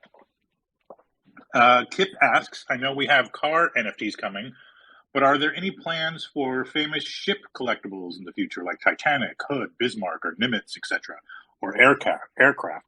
I know we've already kind of debuted aircraft of sorts, USS Enterprise and the Bond glider. But David, any thoughts on actual real-life representations of ships or aircraft on Veve? I mean, it is definitely a category that we will look at. There are a few other things that we want to work through it before we get to the ships and the aircraft. There's always things that we think about, the scale and the size of it, but I guess they could be a collectible model kit. Yeah, so it's a possible. We'll look into it. We are busy rolling out the vehicle production, so there's a lot more to come in that category. to be announced in 2022. Awesome. And yeah, and for anybody who missed it, we had recently announced partnerships with Citron and DS, French car manufacturers, for concept car NFTs, which will be super cool, very futuristic. And that's in addition to cars that we already have on the platform. And General Motors, which some people General may have Motors, missed. yes. Yeah. That was an old one. It's been around for a minute. But looking forward to getting those out in the wild. Okay, keeping it moving here, just in interest of time. I have a question for David specifically. As a collector, do you consider Journey into Mystery the first appearance of Stan Lee, Steve Ditko, and Jack Kirby on Veve? Yeah. I mean, we always constantly in talks with IP owners, and definitely these talents are top of our priority list. So we have communications with them. We just need to think, the relevant and how we bring it back. One of the major thing what we trying to do is with the NFT, and I mean, yesterday I read a whole article in New York Times about, BTS announcing their NFT, or they want to look into the NFT, and the major hitback from their fans, want to boycott the concerts and all that. And we at Veve, we really want to respect the states of some of these talents, artists, and just ensuring that we can curate a worthwhile, meaningful program, and to make sure products are collectible, as well as the same time as that they don't get any negative publicity. So that's always on top of our, as a light bulb when we do the overall thinking. But we certainly have been, 2022, one of the things Dan probably didn't cover is that there will be continues a lot of announcement of brand and partnership will be coming, and we may see some talent in this caliber to be joining Veve as well. Yes, sir. Yes, sir. Really looking forward to some of that. Okay, just a couple more, and then we'll get some people on stage. Dan, did you already cover comics and showrooms? No, I didn't, but that is another feature that is coming very close to the end of development now. And we do have some pretty cool ideas as to how comics will be presented in the showroom. So over the next few weeks, we should be able to release some more information on that. But I'm looking forward to seeing showrooms that are wallpapered with comic covers. Yeah, absolutely. Now that we have so many comics and more coming, that it's just going to be amazing to kind of set up galleries of all of these iconic issues from Marvel's past, and then any other comics that we happen to bring on the platform. I think it would make it a really, really cool addition to any showroom. Okay, I know we have limited time here, so Chris asks, any update on the ability to sell full sets? Haven't looked into that one just yet, but I know that it is a request from the community. So we've got that in the backlog. There's obviously a fair few things that we need to get through that will take priority, such as localization and all that kind of stuff. So we hear you. It's on the backlog, and hopefully it'll happen this year. Okay, great. Ryan asks, will the OMI amounts needed for staking tiers be known before the token swap? Would be nice to know how much layer 1 versus layer 2 tokens I need. We'll do our absolute best to have that out before the token swap. Okay. All right, we'll go ahead and move now quickly to a couple of people on stage. Again, everybody apologize. Thank you for waiting. We're not going to be able to get to everybody. We're going to wrap this up within the next 10 minutes or so, unless you want to speak directly to me or Rhys, which, we're always game to hang out, but don't have a lot of answers. Okay, so while we wait for Veve Meister to connect, I will bring another, just in case here. Veve Meister, are you there? No, not yet. Twitter's really having a hard time today, isn't it? Yeah, I think there's an app update that may be preventing people Okay. from connecting. All right. So let me. So we're not Blockchain just. up here? Yeah, I can get Block up here. What's up, Block? You mean blockchain? Oh, there you are. Oh, Blockchain. I thought you said blockchain, Rick James. Oh, That's now right. we got both. Hi guys. Blockchain. Hi. Hi. Sorry. Long Hey, time Veve collector and big Jermaine Rogers fan. I have two things. One is probably elephant in my room, and I'm sorry if this has already been addressed earlier, around the MTL. Once it gets rolled out, will the KYC AML process only be required for users who want to cash out or be applicable for everyone? And that being said, will new users be required to KYC as part of the onboarding process? Yes, you will be required to AML KYC for cash out. Yep. The AML KYC for users in the app, we are still working through exactly how we're going to do that. In the future, there will absolutely be KYC and AML, especially around the market. Mm-hmm. However, there's a fine balance that we have to find between onboarding new users and making sure that the app and everyone in the app stays safe and secure. So, no, I don't have any other further details on that at the moment. Fair enough. And I've got another question, another suggestion around the waiting room drop queue. Have you looked at putting like a capture when you're selecting the users to join the waiting room, just to make sure they're not like bots? The thing is about a capture is literally the lowest and most ineffective form of bot protection. So I know a lot of users accuse us of, oh, you don't even have a capture, you're not even protecting anyone.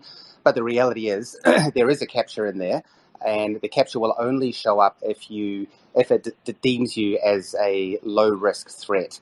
If you're a high-risk threat, then your account is going to be immediately banned. But just so everyone knows, captures virtually do nothing. So it's more than likely no, we're not going to implement that. Okay, no worries. That's all I had, guys. Thank you. Thank you very much for joining. Let's see. Veve Meister is not able to connect, unfortunately. I'm sorry, Veve Meister. Blockchain, Rick James, what's up? What's going on? Thanks, guys, for the time. I'll try to make it quick. My question's about interoperability. One of the things that's been going on within the app and the community is development of sub-communities.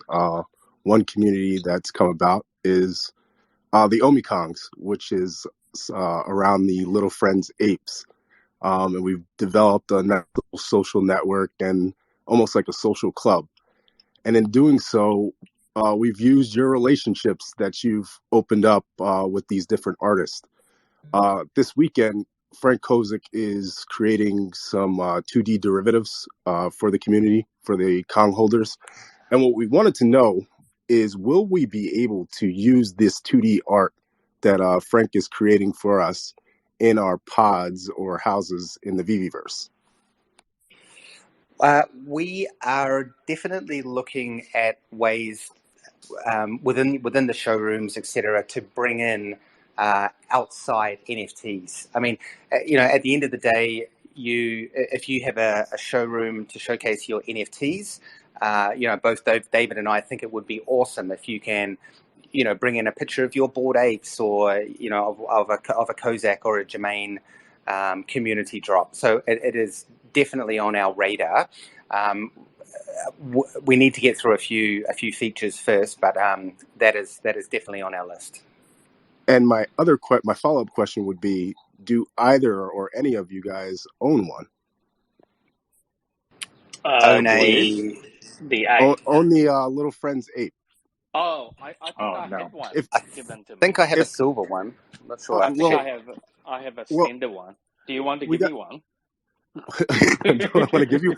We will. If you have one, we'd like to customize one for you. I mean, if you look throughout the crowd in this AMA, you'll see a bunch of different Kongs, excuse me, that have been customized, and people have turned them into different PFPs. As you can see, mine has the rainbow vomiting rabbit as Kozik describes it. But you'll see, how everybody in the community has decided to take this ape and customize and make it their own, and it's become a fun little project within the community. Yeah, I have to do my one. for sure. I did see all the 8s, and I was like, what's going on there? So thanks for the explanation. Thanks, Buck. Let's move on quickly to Beam Me Up, Scotty. What's up? Hey guys, thank you for having me on. Quick question. I know we're running out of the time, but I wanted to ask to do with comics. Could we ever expect seeing anything other than Marvel, like perhaps DC or Star Wars comics coming? Yeah.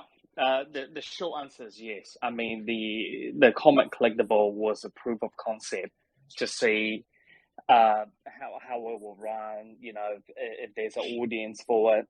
Definitely, the whole comic section in 222 will be going under a new revamp again. Yeah, so you'll start to see, you know, other publishers and independents will be coming on board. Perfect. I love to hear that. Thank you, guys. Hey, sorry to interrupt. I've got to jump into a meeting, guys. So just want to say thank you very much for joining in, and for all your support, everything through 2021. What a bloody crazy year, and I'm sure 2022 is going to be equally as exciting. So thanks, everyone. Sorry, I need to bounce a bit early. Oh, good. We're just going to wrap up. Okay. I'll stay on for 15 more minutes, maybe 4 or 5 okay, more perfect. questions. All right, that's helpful. Yeah. All right, well, let's move on then to Heather. Hello, Heather. Hi. I was speaking with the VVN3 Corey Old Rhubarb, and we had some questions specifically about the bots. We talked earlier about how you guys are tracking and that you're disabling accounts. If you disable accounts that have been seen as bot activity, what happens to the NFTs that they had in those collections? Do those get taken back by you guys and then maybe put back in circulation another time? Are they essentially burned? Just what happens to NFTs when accounts are removed from the site? Okay, so number one is, you know, the collectible that some of the user have built up, you know, if not hundreds of thousands of collectibles. We put them in restricted mode, and basically we speak to them. They need to go through a KYC, prove that they're the actual user. A main thing is the bot's not really just try to get ahead of people, but it's also a security measure. We want to make sure, you know, we block everything. Not just for the block, any other security issue. So number one is we don't keep your collectibles unless when we look at your account and it's clearly just one collectibles and it is all going into one master account. We're tracking them, we're learning them. If your account's not been banned today, it's because we're still monitoring and learning. And basically the whole idea coming up is we will be confiscating these and refunding you the gem back, and they will go into the pool when we do price giveaway, you know, like we did with the Lucky Wheel, Fortune Wheel, and Christmas time. It will go into prices for the community. Awesome. Thank you so much for that. All right. Thank you, Heather. Let's move on now to a couple more. Twitter's really struggling today, so forgive me, everybody. Filmer, get a couple up at the same time, so just in case. Hey guys, how's it going? Thank you for bringing me up, and I really man? appreciate it. I just have a quick question regarding just future roadmap of Veve. I love just the aspect you guys have going on with the augmented reality, and I think that's something that I think a lot of companies are going to play catch up with. I have a question regarding like the future. Do you guys plan on having this maybe even, and let's say when Apple releases their glasses, or something where we could use in like an Oculus?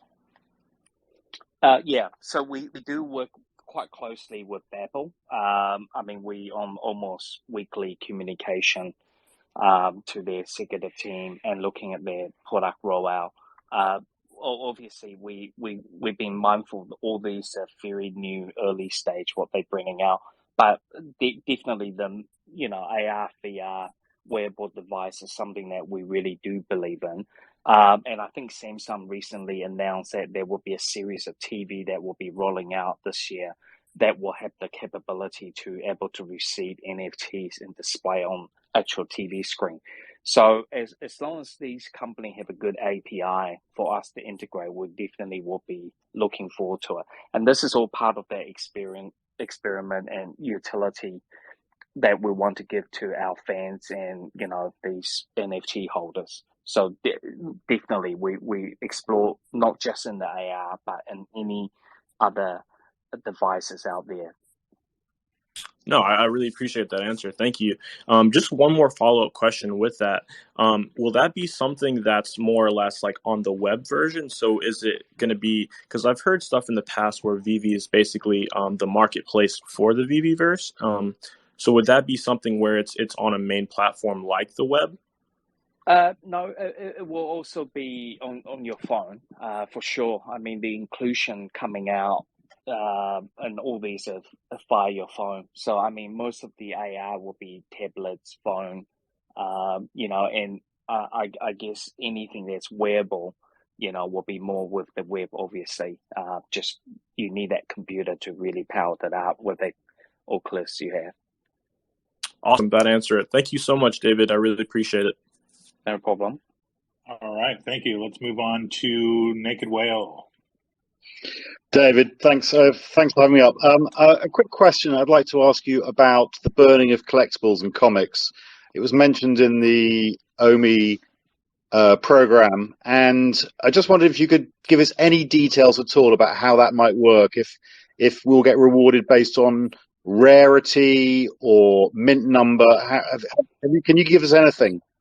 Yeah, not yet, not in this year. I mean, when we were thinking about the collectible years ago, we were always thinking, you know, if we have a digital black hole where people can just start burning their collectibles and someone would be tracking, you know, the circulation will just continue to decrease.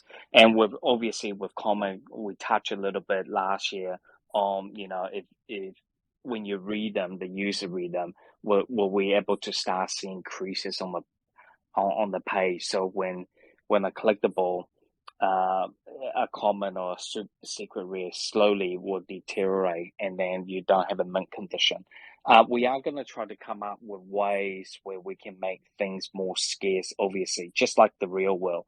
So if you know anything you see in the real world, we are trying to duplicate that. But nothing has been concrete being set, and we are learning in this space of how we go and do it. And the most important number one is that now all these NFT we have is in layer 2. It gives us more ability to do what we envision to do. So hopefully coming up, maybe it will be like more like a Q3, Q4 type of task of how we do it and how we reward the users doing so. And many thanks. Awesome. Thank you. Looks like Jay's still connecting. Yeah, we're struggling today on Twitter, everybody. Okay, I think I'll try one more just in case. Still seeing these spinning wheels. Sorry, guys, for the dead air. Okay. We've got Uncle Jeremy there. Maybe we should get some. Yeah, I saw him. I asked him if he wanted to come up. We do the last wisdom from Uncle Jeremy before we go Okay, on. perfect. How about from Guile? Guile, are you there? Guile Goodell? Yeah. Hi. Hello. Hi. Yeah. Hi guys, I'm so excited to see how everything continues to evolve. Hold on, Jeremy. Let's get to Guile, and then we'll come back to you. Guile, you there? Hi guys. Yes. Yeah. Hi, we can hear you. This is my first time speaking in a AMA, right? I'm a Latin guy, as you can hear on my accent.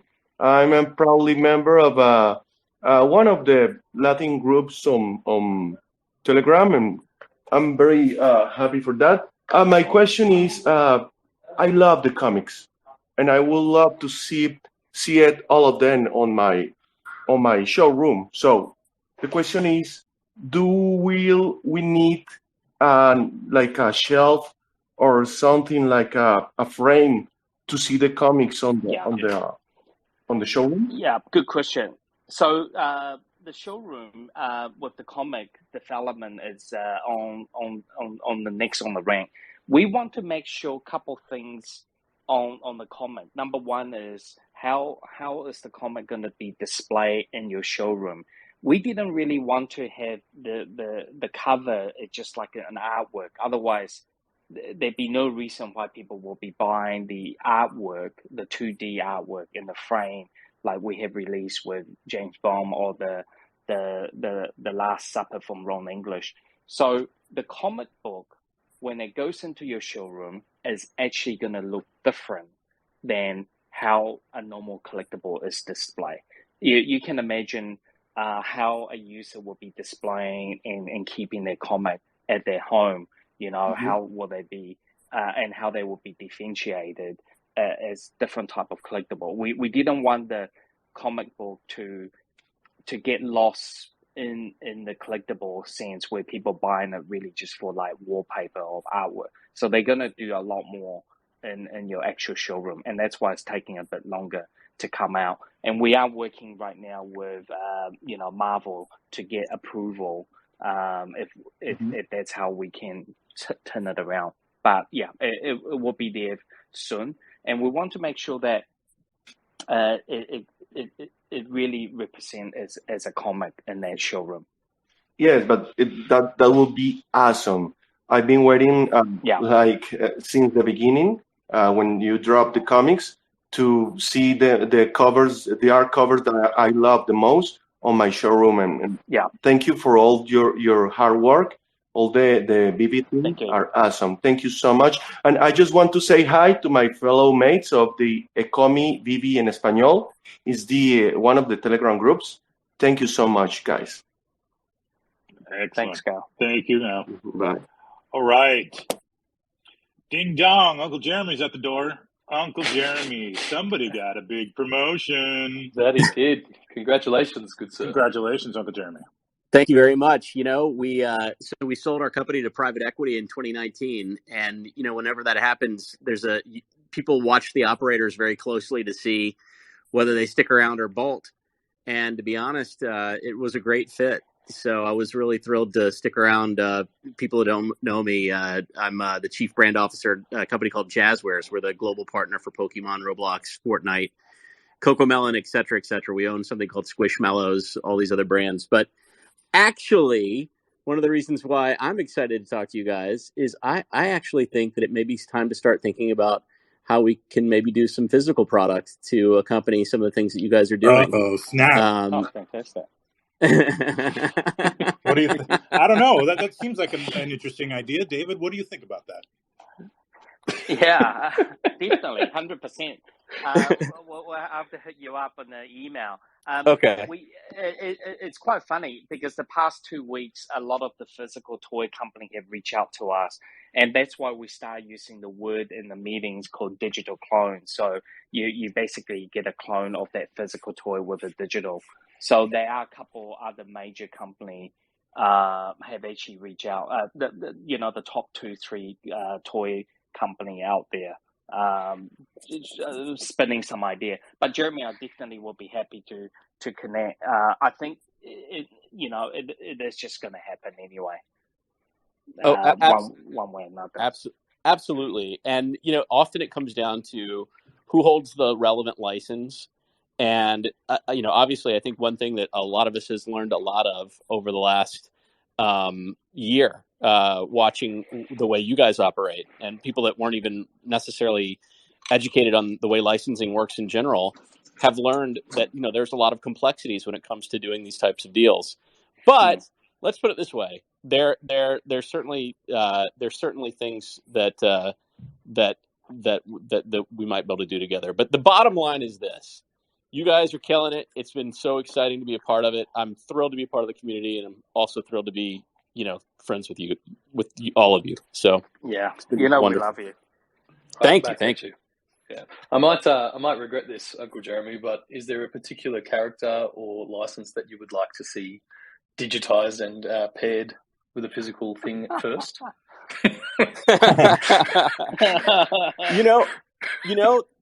Interestingly enough, we should talk, because obviously, there's things in Marvel, Star Wars, even Tokidoki, where there's some overlap with stuff that we're doing. Yeah. So I think really, when it comes to your top toy companies, what you're going to find is it just depends on whether the licensor treats this category as separate from the traditional master toy deal or master collectible deal, or whether they see it as a new line item where they say NFT enabled product that may be on the blockchain. Anyways, there's stuff to talk about, obviously. But the point is that I think it's almost like in professional wrestling at some point, the fourth wall broke down.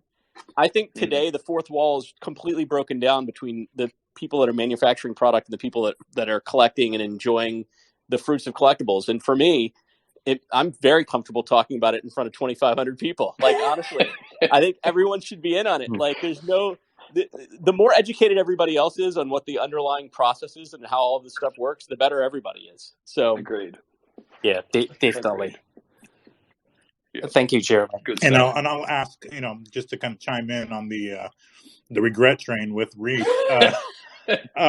David, I'm not breaking any news here, but you've shared on your Instagram and somewhat recently that we might have a physical / digital counterpart somewhat soon. Do you have any updates on Rabbit Grin? Oh, yes.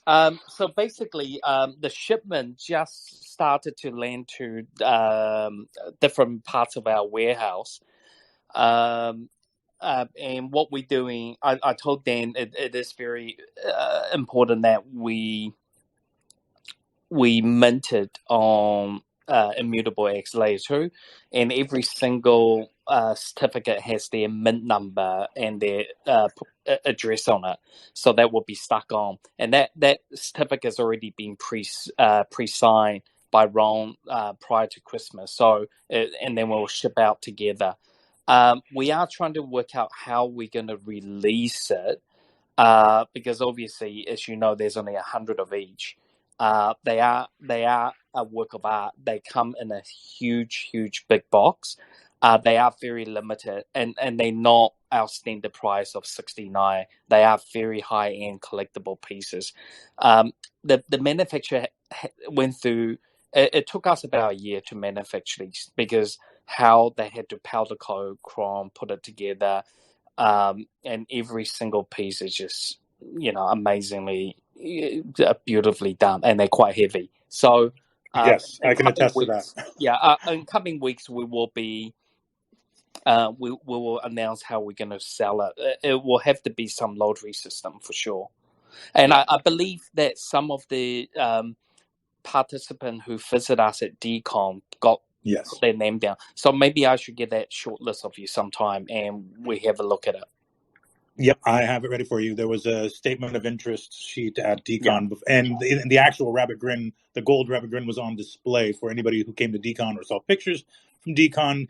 You can see that it is quite a stunning piece, not only physically, but the packaging, and to think that it is going to become paired with the digital NFT counterpart in a signed certificate around English makes this thing, beyond, limited and just incredible would be an incredible piece to own. So really looking forward to that.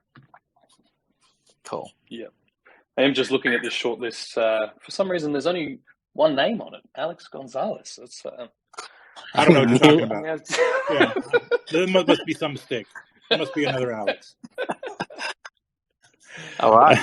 All right. Well, hey, Uncle Jeremy, thank you as always. Thank you. Joining the party. Thanks, Jeremy. You have a great 2022. Yes, absolutely. I can't wait to see what's next. And I'm going to read.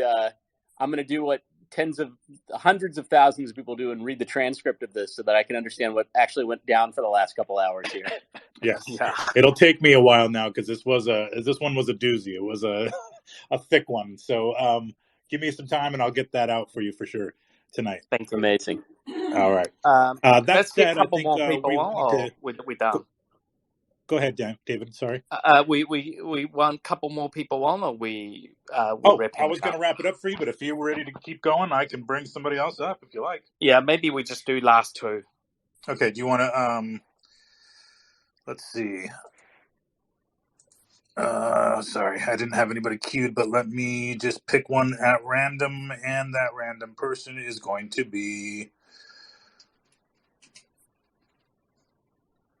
Broccoli Bryce. Let's see if he can connect.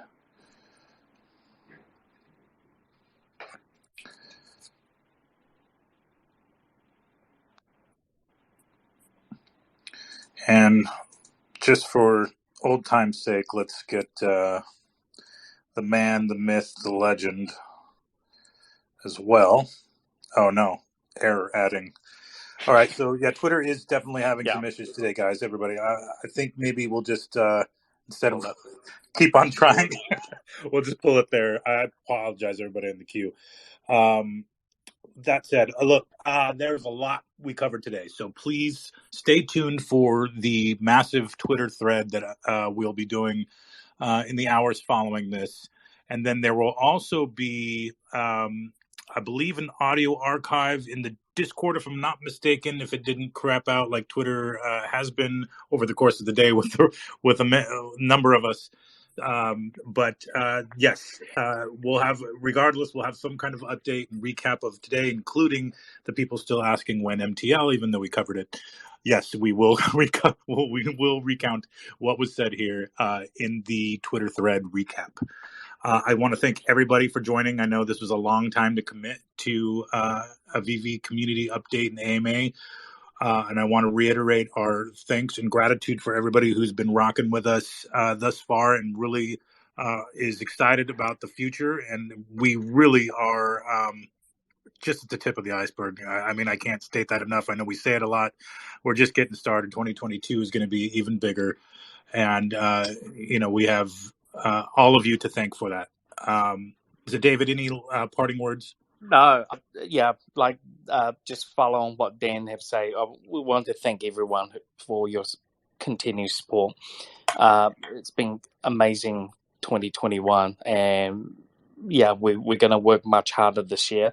We're already back on deck fully and taking meetings already. There has, I think, 15 or 20 meetings are done since New Year's already with the studios that we're partnering on. And stay tuned on some massive brand announcement partnerships in coming weeks. And look forward to see some great pictures emerge on social. So, thanks again. I couldn't be any happier to start the year with this. Great. Thank you so much. And just to quickly recap again on the upcoming information sessions / AMA, we'll call them, on Discord and Twitter Spaces. Please follow Ecomi on Twitter for information on when we're going to hold those. We're going to be talking about token swap for those of you who do hold OMI. We'll have some more information on what that means ultimately for new exchanges, etc. Don't have any of that information yet, obviously, but once we do the migration, that opens up the possibility for that to happen in the near term. Rhys, anything to add there? No, that pretty much sums it up. I'll post some dates and times so everybody can join one of these sessions. As I said earlier, we'll run 4 between now and the migration date. They will all more or less be the same. So you only really need to make it to 1 of 4, and even then, it's only if you probably don't understand the process. Right. But for anyone who wants to brush up on their knowledge, feel free to join as well. Right. And it won't be like this where we expect to hold you hostage for 2.5 hours. Well, I might stick around anyway. We'll see. All right. Hey, let's party. Yeah. All right, everybody. That said, let's say goodbye. Thank you, everybody, again for joining. And we'll see you on the next one. Thanks, fam. Thank you. See you later. Stay safe.